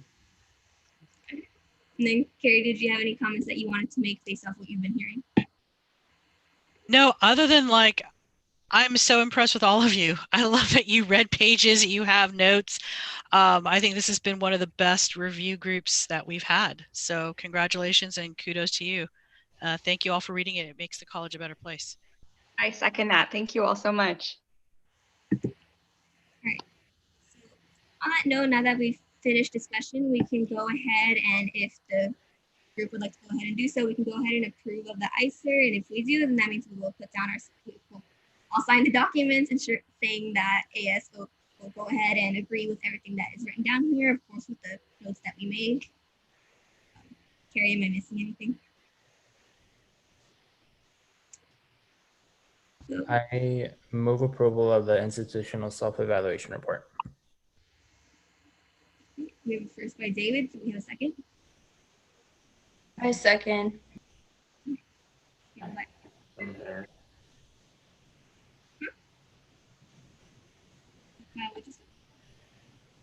Never mind. Then we'll go ahead and bring this to a vote. We'll do Chris. Aye. Christina. Aye. Luis. Aye. Alex. Aye. Jasmine. Aye. Kelly. Aye. Emmanuel. I vote abstain. Kyle. Aye. David. Aye. Motion approved with 1 abstention. So, all right, we have approved ICER. Thank you so much, Dr. For coming today. Sorry. Thank you for having me. going to be back, Crystal and I will, for what are called the quality focus essays. So there are two, they're short, they're only a couple pages each, but there are 2 additional essays that we have to attach to the report. And so we'll give you a chance to review those and provide feedback as well. But we really appreciate you having us. Thank you. This has been an enjoyable process. Thank you so much for answering all of our questions. We enjoyed having you here today. So Mackenzie, I'm going to add a note on the record for Francis because I know that they're listening. Can we make sure, Francis, that we record when we have abstentions or anything that is not majority, we need to now list by name how people voted. So for this vote, it will be as if it's a roll call vote, and everyone's vote will have to be recorded next to their name. Make sure that they get that notes. All right, so we can But good job, you all. You kicked butt on that. Very nice. It was so much reading to do. Thank you all for doing your homework and coming prepared. That helps me out a lot. All right, so we can go ahead and move on to the next agenda item 6, discussion items. And so first up, we have privacy working group. So I'll hand the floor over to Chris. Chris, should I stop sharing my screen for you? Sure. I'm gonna go ahead and grab this link real quick, and then I'll put it in the chat so you all can take a look too at this. So kind of give like a macro view of what's been going on with the privacy working group.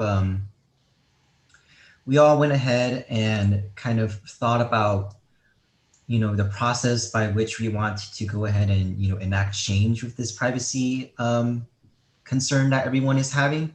So the way we're going ahead and approaching it, I actually created a timeline for the working group, and I'll share that, I guess, after I share this kind of flow chart here. But where we are right now in this timeline is we have created kind of a draft list of questions that we want to go ahead and then send to Crystal and Dan and the people that are handling surveys here on campus, just because we're not experts at creating surveys. So we want to kind of go ahead and send in preliminary ideas of what we want, and then they can kind of work off of what we give them. So I figured, this is kind of the format that would be best to present the work that we've done so far in creating these questions. It's kind of a flow chart, and I'm going to go ahead and jump right into it. So yeah, I went ahead and put the link in the chat. So if any of you want to like zoom in, or if it's too small, whatever, you can go ahead and do that. But we went ahead and created kind of a seed question that we want to initially present to students if they use Zoom or Proctorio. And based on that seed question, we're going to give them a series of kind of specialized questions based on if they use that platform or not. So kind of going into the Zoom track here, we want to go ahead and ask if students are aware of Zoom's privacy concerns, if they trust Zoom's security practices.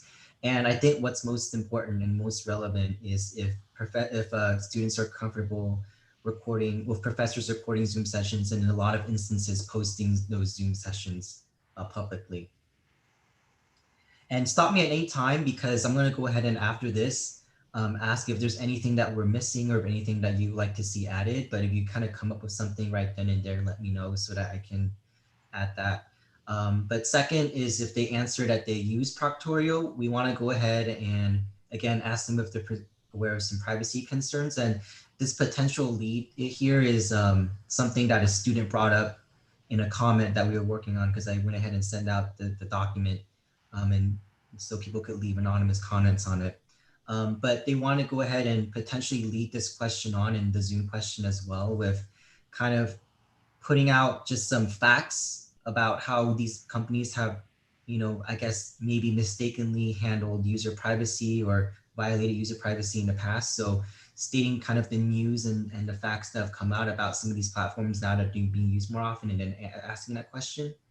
So that was something that we explored. But after that, again, we're asking if they trust privacy and policy practices, but then we kind of go into more of the nitty gritty of what Proctorio does.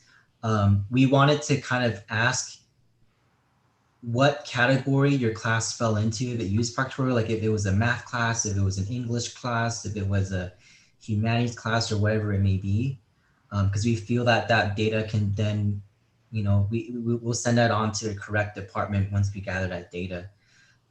Next is, just a general question if students are comfortable with recording or being surveilled during exams, just the basic yes or no questions. And I think lastly, if the class does use exam proctoring software, what was the justification that the instructor used? And a couple of the options that we kind of gave were that, if it was kind of to prevent cheating, if they said something along the lines of administration has mandated this, or if, if there's no other alternative, basically, that they're presenting to students. And so I don't want to go ahead and go too deep into this AnyTrack here because there's actually a lot of questions here, but I'm just going to go ahead and skim through this to save on time. We want to go ahead and introduce the students to the premise of Proctorio, if they're familiar with it, if they're comfortable installing a third-party program on their computer that they might not, necessarily need or authorize, like Google Chrome, because Google does collect their data as well. And this is kind of a hot issue too. That we came up with. If students are comfortable holding up a form of ID, if not their student ID, they may ask for a driver's license. And our concern was, what if a student was undocumented and didn't have a form of ID? Next was, if it was disclosed to students in a syllabus or kind of in an initial conversation with the class, that they would be using Proctorio, because I feel that students have the right to know what materials and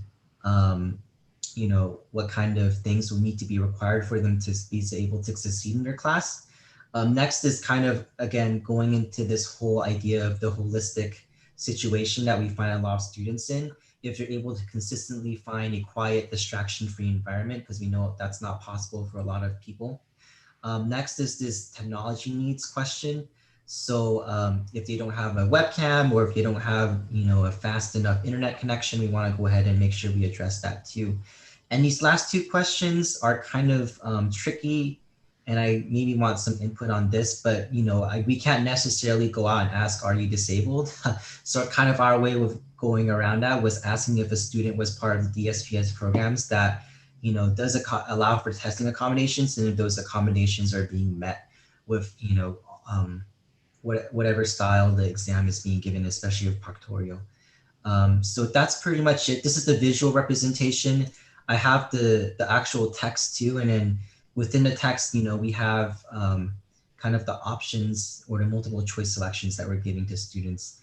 So based on that, so far, I'm going to take a pause here and just kind of, if anyone wants to go ahead and drop in some comments or concerns or anything here about the work we've done so far. First off, by saying thank you guys for doing a lot of work on this. It looks like you've been taking a lot of time to really think about everything here. I think maybe one question I have is, do you think you can add like a question or a text box you could perhaps give a suggestion for what they would be more comfortable with? Like, let's say if someone's answering that they weren't aware of what was going on, they're not comfortable using things such as Proctorio, is there a space where they could perhaps give an alternative on what they could do? Yeah, that's something that we that I personally kind of considered, like giving students what alternatives they're comfortable with, but I want to tread lightly on that just because we're not the people that are coming up with the solutions. If students are saying they have privacy issues, that's the responsibility of faculty to come up with those alternatives. So I feel that that is kind of the step beyond this survey, but if you think we can kind of give viable alternatives that the staff can work with, or that's valid for this survey. I mean, what are your thoughts on that? It's just something I think could be useful. I know it's going to be a lot to have to go through manually to read people's responses, but I've noticed whenever we do bring up with faculty and staff that students may not want to use Proctorio, that they ask us, okay, like we hear you, so what's your suggestion to do instead? And usually either end, either we don't have an answer and they don't have an answer. So if we could have something to provide them, even if they reject it, just something like offer that we could. Okay, so with that said, I'm gonna go ahead and share my screen again and zoom in here. So what alternatives are you comfortable with if Proctorio or an exam?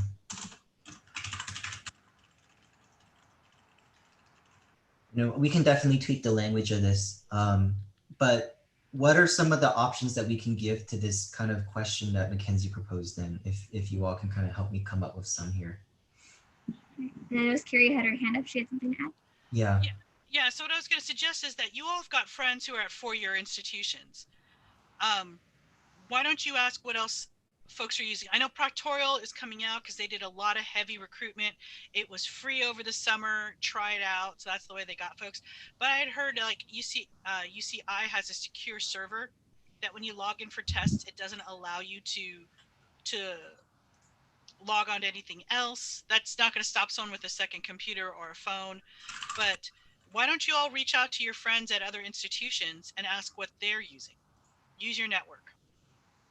Yeah, definitely. I actually did see right now here that we actually gave a free response question here. I didn't put that in a final flow chart because I didn't really think it was relevant, but I think, you know, based on our conversation here, we can give a free response, but I think we can also definitely give them some options here. So a secure server was something that Carrie suggested.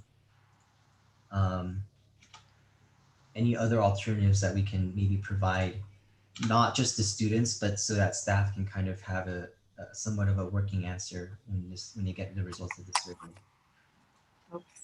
I would say some type of arrangement, like a safety arrangement on campus, like maybe that abides by like social distancing and stuff like that. That would be the ideal alternative, right? Because as we stated in the survey, it's not only about privacy concerns, it's about sorry, I'm just actually having like accommodations, like your accommodations met, and whether that's time, whether that's moving around, any of those issues, and then as well as like having a place to concentrate, right? So I think that that's definitely something that can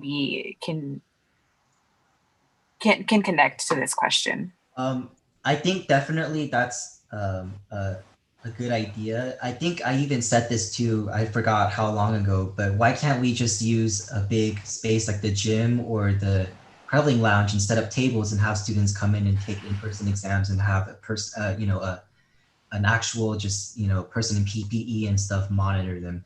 And I don't know, because I think based on my experiences so far with some of the feedback that I've been getting, and I think you've been experiencing, like the city of Pasadena has restrictions, the college has restrictions, and who has to follow what. It's very confusing, and I don't want to work staff up and quarter them into, if they get a lot of responses with this answer, and they can't figure out how to do this, I don't want students to be dissatisfied with the results of this survey pretty much. So that's where I'm kind of treading lightly. But I think that's definitely a good idea. It's just I don't know how viable it is if we do go into actually establishing it. But I don't know. What are your thoughts?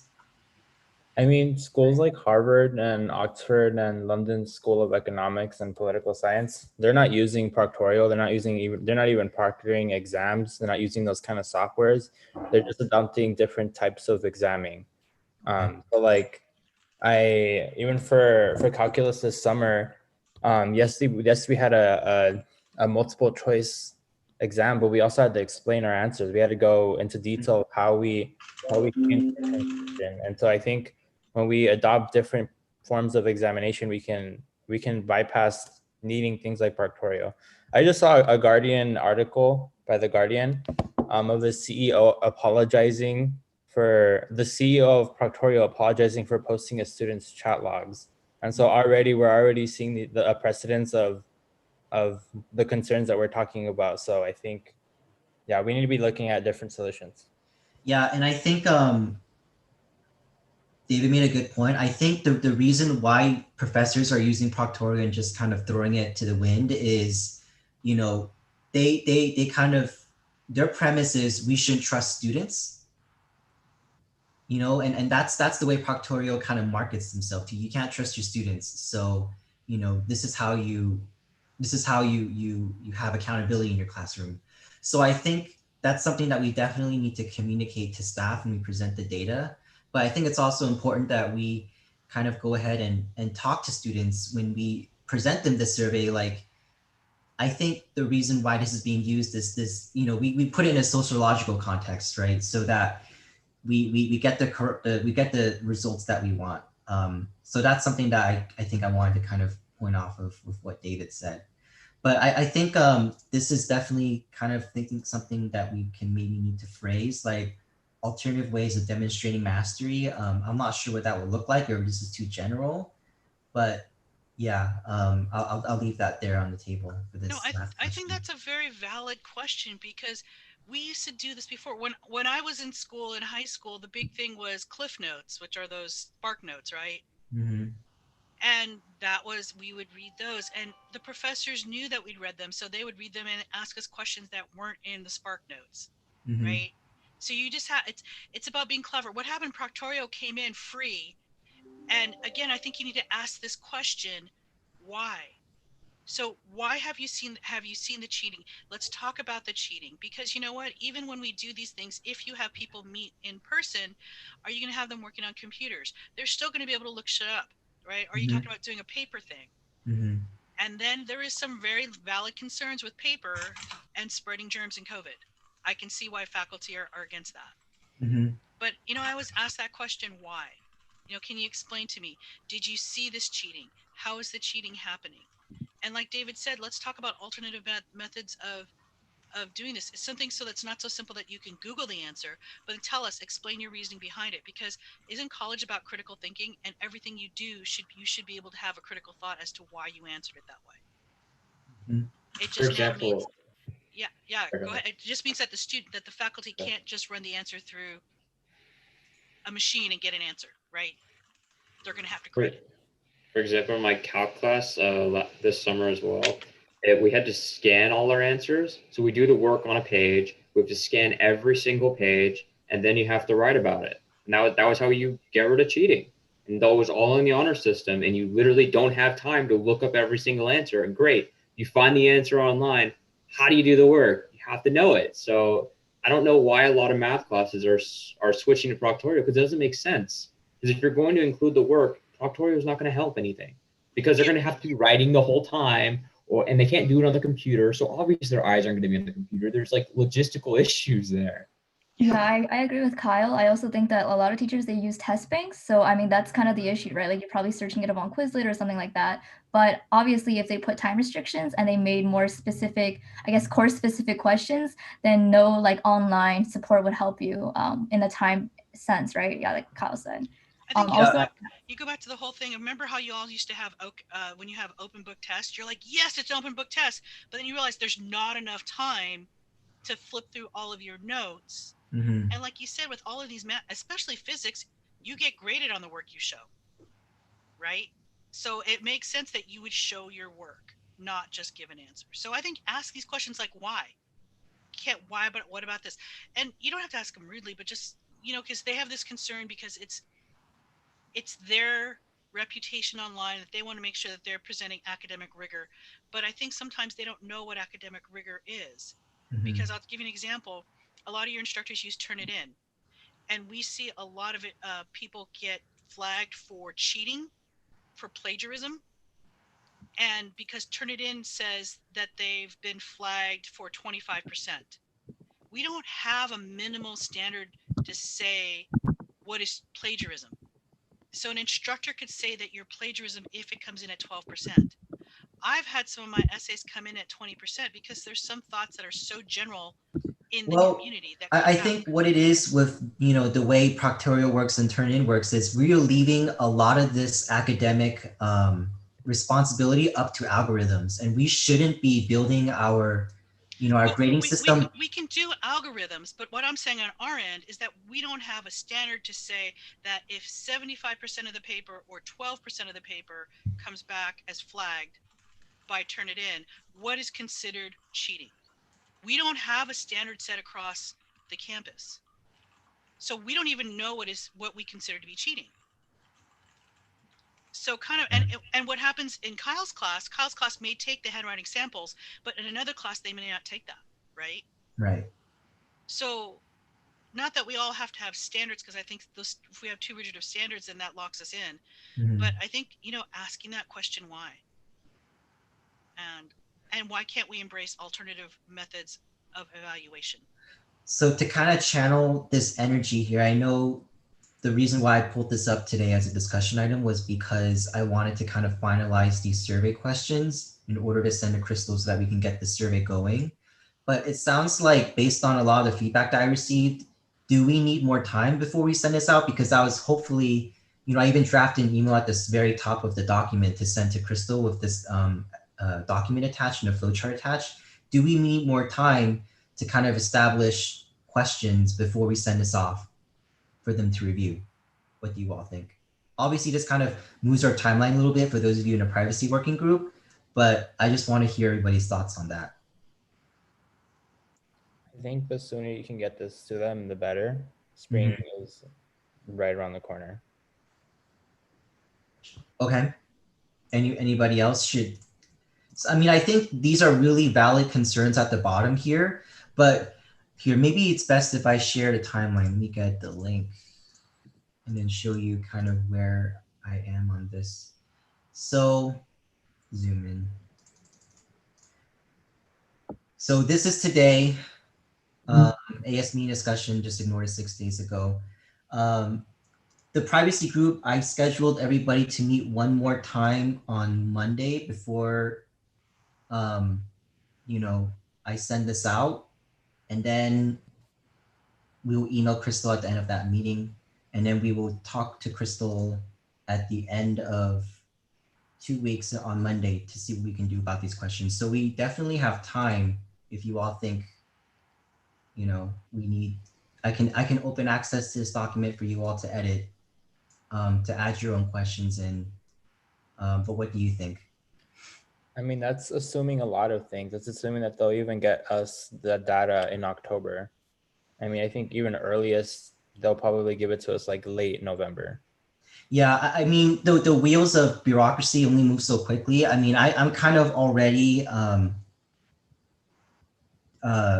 with the fact that I have to make peace with the fact that this probably, whatever the results of this survey is, probably will not be implemented until at least the spring, because that's just how things move, the pace of how things move here on campus.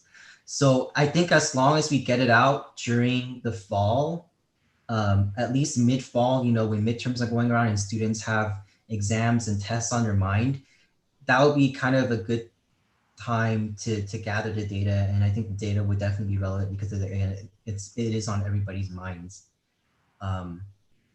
So just to kind of frame it in that context, whatever changes we make probably will not be implemented this semester because, it's kind of right then and now. But hopefully with the way things are, we can implement in the spring. I mean, what do you all think about that? No, yeah, I mean, definitely for the spring. I don't think we can do anything about this semester anymore. Right. But a lot of the faculty trainings, we need to be conscious of that. Whether we want this data to influence those trainings and whether we want administration to make these decisions now so that they can plan for spring. We don't want to throw this data on them once they've already made those decisions, right? Okay. So with that said, again, referring back to this document and this email at the very top, kind of a draft I created, I think then it sounds like we're ready to send these questions in. I will kind of put a postscript at the end of all this with some of the concerns that you all brought up. Not that they necessarily need to be addressed within a survey, but that they're aware of it and that we can potentially maybe with their collaboration create questions based off of these. If that's okay, or if anybody has any last comments or anything that I missed in terms of reviewing that flowchart and everything, did I? No? Okay, sounds good. So with that, I will defer back to the privacy working group after this meeting and kind of clean up this document with all the comments and stuff that were made and then send it off. Thank you, Chris. All right, for the sake of time, I'll go ahead and move quickly through the rest of the items. Both of mine will take 2 minutes. All right, so next for discussion item, we have AS SWAC. Since usually we have our publicity person go ahead and take care of this for us, but because we don't have them right now, but want to go ahead and get started on our little gear, I can go ahead and ask somebody to go ahead and do that work for us. And so I know Christina showed interest in doing it. So if there was anybody else who wanted to work with her as part of this little group, just to go ahead and start perhaps designing some swag and looking into Pasadena promos and seeing what we can get, or perhaps even coming up with some designs that we can vote on at a future meeting, we can go ahead and do that. So is there anybody who's interested in working on our swag? I'm interested. Jasmine. So is Louise. Wait, Christina, did you still want to do it? Sure. And I know Emmanuel typed in chat that he would like to too. Go ahead and. You're all flirting with quorum there, so. Yeah, so I'm gonna cut it off to make sure we don't break quorum. All right, so I'll go ahead and let you four handle all of our AS swag. Of course, I'll give you any information that you might need to move on with this. For the sake of time, though, we're gonna keep moving on with the agenda. So discussion item C, the floor is now Kyle's. Go ahead and do your item. It's going to be really quick. I introduced this last meeting with the possible amendment we're going to make to the Constitution, which I will have to go over with the Supreme Council. I just want to get any AS feedback regarding possible restrictions, i.e., like, for example, like business experience, people who've taken other courses that you think should count, those kind of things. Do you guys have anything that you want to add? I'm going to write down a list right now of possible suggestions. Otherwise, it'll just be up to me and Supreme Council. But I'd love to get your feedback before we have something that'll come in front of the board later on.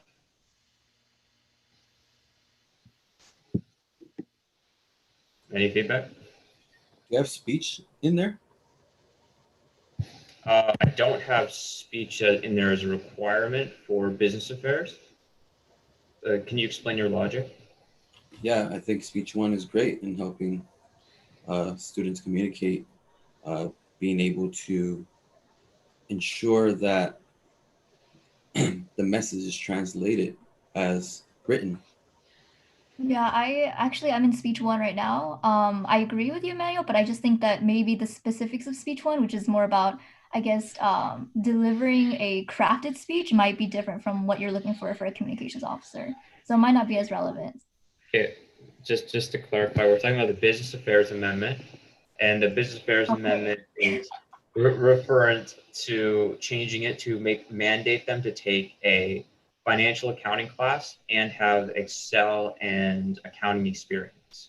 And the accounting experience is what I just want to clarify. Is there any kind of exception? Because we're contemplating putting in an exception clause.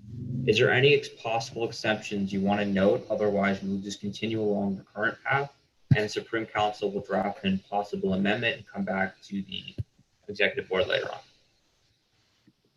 I guess just as a suggestion, maybe you can think about it. If they can prove their, I guess, competency in some other sort of way, maybe they show like they've, taken a course online somewhere, or, they show a project that they're competent in that area. I feel like the courses would be redundant. So that could be something that you consider as an exception. Okay, can you elaborate on competency? For example, there are many ways to be competent. How do you deem one competency over another, and how does that correlate versus a course that's regulated by the college? I totally understand. I feel like we've had a discussion last week or like 2 weeks ago about this, that necessarily you can take the course, but it doesn't mean you really learn anything. You can still be I don't want to say hella, but you can be very competent in your position, right? If you want to take like a public role like this. So I feel like level of competency, we don't need to make it that specific or exact, because that obviously comes with the talent that we try to recruit. So I feel like that should be up to the board ultimately, but I feel like you can possibly think about including that exception, so that if they have a project that they can show or previous work that they can provide to the board, they might be able to be excluded from that course. I think I'm just trying to gauge specificity, because saying competency and then saying project or previous work in relation to business affairs doesn't give much, especially for an exception clause, which could mean that we may be able to interpret it well, but future executive boards may choose someone who has a project. For example, I managed a lemonade stand when I was a kid. That's business experience. It's right. Right, but we are assuming that like with all our bylaws as a board, we're assuming that the board is competent enough to interpret it in the way that's best fit for the community. Obviously, there's just a suggestion. You don't have to word it the way I say it, but it's just maybe if you can word that in a special way where there's no loopholes. But that would be a little difficult. So yeah. So can I jump in here? Yeah. Also, you have to understand that the board's not going to see this because this is a prerequisite. So I see this as the advisor or whoever the advisor is. And if they have to, they take this to the election committee to review it. And the election committee is going to be based on, it's not going to be board members. It's going to be based on who gets appointed. So really, let's not make this really complicated. Maybe if you say something like, if the individual can show that they have 18 months work experience working as an accountant, because basically this position is an accountancy position. So if you're looking for work experience, I would say that, you just don't want to say anyone who's worked as accountant. I figure if you've been there 18 months, or I don't know, you can set a time limit that you have gained some skills and that you can provide a reference from your employer. Or something like that, because as a person who will have to interpret that, I do agree with Kyle. I do like to have some sort of standards that we can go by so that it doesn't get called into question. Yeah, that makes sense. I guess I confused like our current recruitment of financial officers, so it wouldn't go to us. Yeah, I'm sorry about that. But yeah, I agree with Carrie about like maybe having a position like that. So currently we have 18 months of accounting experience or some other time length, and then a reference from employer. I think these are both two good examples. Does anybody else want to include anything? Anything more specific, anything different that's not included as a form of experience prior to the role? It doesn't have to be 18 months. I just pulled it off the top of my head. I just said, or another time frame. Do you want to maybe leave it more vague, and for that way the election commission, they could interpret that however they want to deem what experiences what would fulfill that requirement? Just to show that they have accounting work experience and a reference from employer. That's all we can do. And then if it needs to be specified later, it can be specified later. Does anyone else have any suggestions to that? I was wondering if we could just say recommended, like recommended accounting experience. Like, I don't know if it's necessarily needed, but I don't know. It's just a thought, because I know that before we also did say, like, even though they might have experience, like they could just be cruising around their job. So I think that's where the reference from employer comes in, because that shows that regardless of however they've been at their job, the reference will say, oh, they're great at what they do, blah, blah, blah, et cetera, telling us that they do have accounting experience and they haven't just moped around all day and played video games. But I think that the clarification we need to make here is this is going to be an exception clause for the business affairs requirement, which says, it could also be a volunteer position. That's a good point. So I say work/volunteer experience. I think that the point we need to make here is this is an exclusion clause for the business affairs amendment that will possibly go in the Constitution with possible changes pending Supreme Council action. And it's going to be essentially saying that there's a requirement to take a financial accounting or equivalent course at here or another institution. And we are saying that instead of taking that course, they can do whatever we decide now with feedback necessary.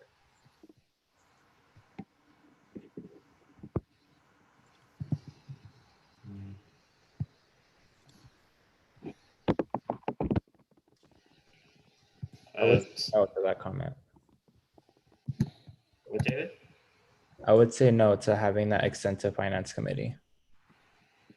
I think that's a benefit, which it makes them more, I don't know, want to say suitable, but more ready to step into the role, but it doesn't provide them the accounting experience. So yes, it would be a benefit, but I don't think it's something that should be a prerequisite or something that's exclusionary tactic. Bye, Jasmine. Thank you for staying this long. Yeah, what I was thinking about volunteer, because I also think that if you volunteer for your church group and you keep the books for the church or, some sort of community space, really what I'm looking to see is that they have the ability to keep the books. Yeah. Agree. Okay, if there's nothing else, then that's all the feedback I will have, and I'll just move on from there, and I will draft something which will be put onto the docket after we put the constitutional change in effect. After, of course, it's reviewed and changed and agreed upon by the Supreme Council. Okay, I'm done. Thank you, Kyle. I'll go ahead and go through this quickly since we are over on time. So moving on to the next discussion item D, Finance Committee. So it has been brought to my attention that because we do not currently have a VP of Business Affairs, that it is my duty to go ahead and chair this committee. But also something I wanted to bring up is I can put out the apps and everything, but I'm wondering because we are going to be fulfilling the position pretty soon. If all I need to do on my end is put out the apps and just help find people suitable for when they come, or if I need to go ahead and select this committee, because I'm not sure if I want to be selecting filling this whole committee if we're going to be appointing somebody so soon and they get people that they don't think are they may or may not trust who I'm picking, but essentially this is going to be their committee. So that's just something I was wondering about, which I'm pretty sure Carrie can answer whatever she's done with her phone, or if any of you wanted to add something. Sorry, so it's a little hard to hear you, but I do think it's a good idea to put out these applications now, regardless, because we're going to be selecting a business affairs person very soon. And that way, once they step into this role, they already have all the applications ready for them to look at, and they can just make the selections right from there. So I think it'd be a good idea to put those out. Right, so Carrie, now that you're free, just wanted to double check. So because I'm technically supposed to be chairing Finance Committee, but we are going to be fulfilling the position soon, can we just go ahead? I'll put out the apps and we'll have my email to collect all of the applications, and then I just send it to the business person and they pick. I agree with David. Okay. Then I think that's all the discussion we need to have on this item then, unless, Carrie, am I missing anything?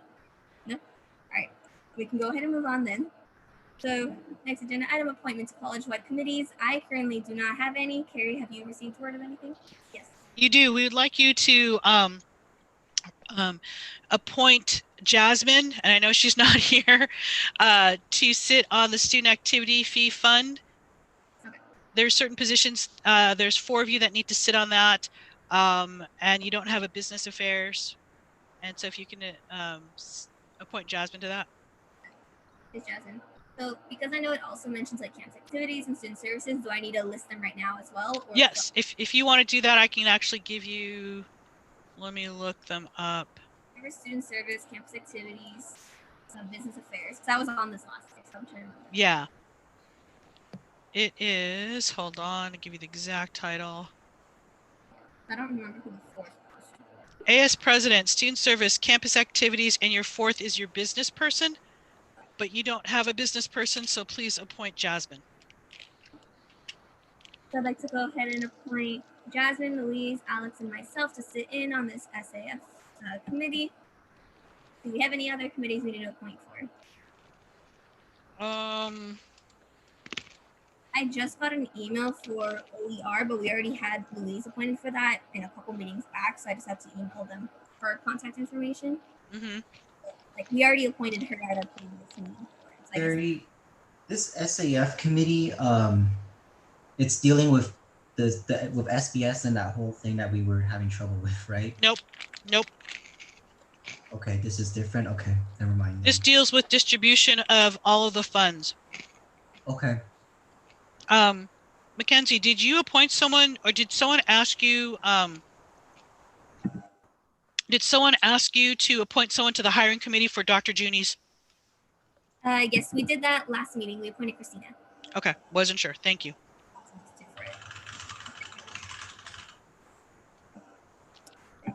So I think that's all we have for college-wide committees. We can go ahead and move on to appointment to AS committees. We currently do not have that yet. Hopefully soon, though. And moving on to bill acceptance. Kelly, do we have any bill acceptance? Or did she cut out of us? Oh, I don't see. I think her internet kicked her out. We can go ahead and move on then to public comment on non-agenda items. Can anybody see on YouTube if we have any comments? We have none. All right. Moving on to announcements. Does anybody have any announcements? Sure, I can announce there's going to be a conference from the Chancellor's Office, Pathways to Equity. It's going to be very informative about our system right now and how they want to approach equity through a virtual setting. So if you want to learn more about that, I'm gonna drop the link below. And yeah. And then I heard that there's a UC Tag workshop tomorrow from 3 p.m. to 6 p.m. I have the flyer. Carrie sent us out all these flyers too. I'll resend them in the pool chats to make sure we all get in on it. Other than that, I don't think I have any other announcements. Anybody else have something they want to throw in real quick? Oh wait, one thing. There's a mock trial and whatever you call it, a PCC pre-law club meeting. Yeah, you guys should come. It's on the 29th. Yeah, shameless plug. Thank you, Kyle. The privacy working group, I'm cleaning up this document. I'm just about done. If any of you want to stick around before I shoot this email on behalf of all of us to Crystal, please stay. Mackenzie, one thing I need you to put on the agenda for next time, if you can talk to Francis, is it should be an action item for approval to attend Seesaw and not to exceed $1,000. Should I put that under my name or do I put Put it under your name. We just have to decide if we're going to go to Seesaw, and if we are, we're going to pay the fee. All right. Any other announcements? All right, hearing none, we'll go ahead and move on then. So let's see, future meeting dates and time. Our next meeting is September 30th. All agenda items are due September 24th. Make sure you send me any items you may have and any supplemental items that go with it. If there is nothing else, then I'd like to go ahead and entertain a motion to adjourn this meeting at 2:10 p.m. Can I go first? Unless you all want to keep staying here. Somebody. A motion to adjourn. All right, move first by Kyle. Second motion. By Manuel. So go ahead based off my screen since we seem to be losing people. David. Aye. Kyle. Aye. Chris. Aye. Alex. Aye. Louise. Aye. Manuel. Aye. Tina. Aye. All right. Meeting adjourned. Thank you all for staying. I'm gonna make sure. Thank you. Y'all have a good one.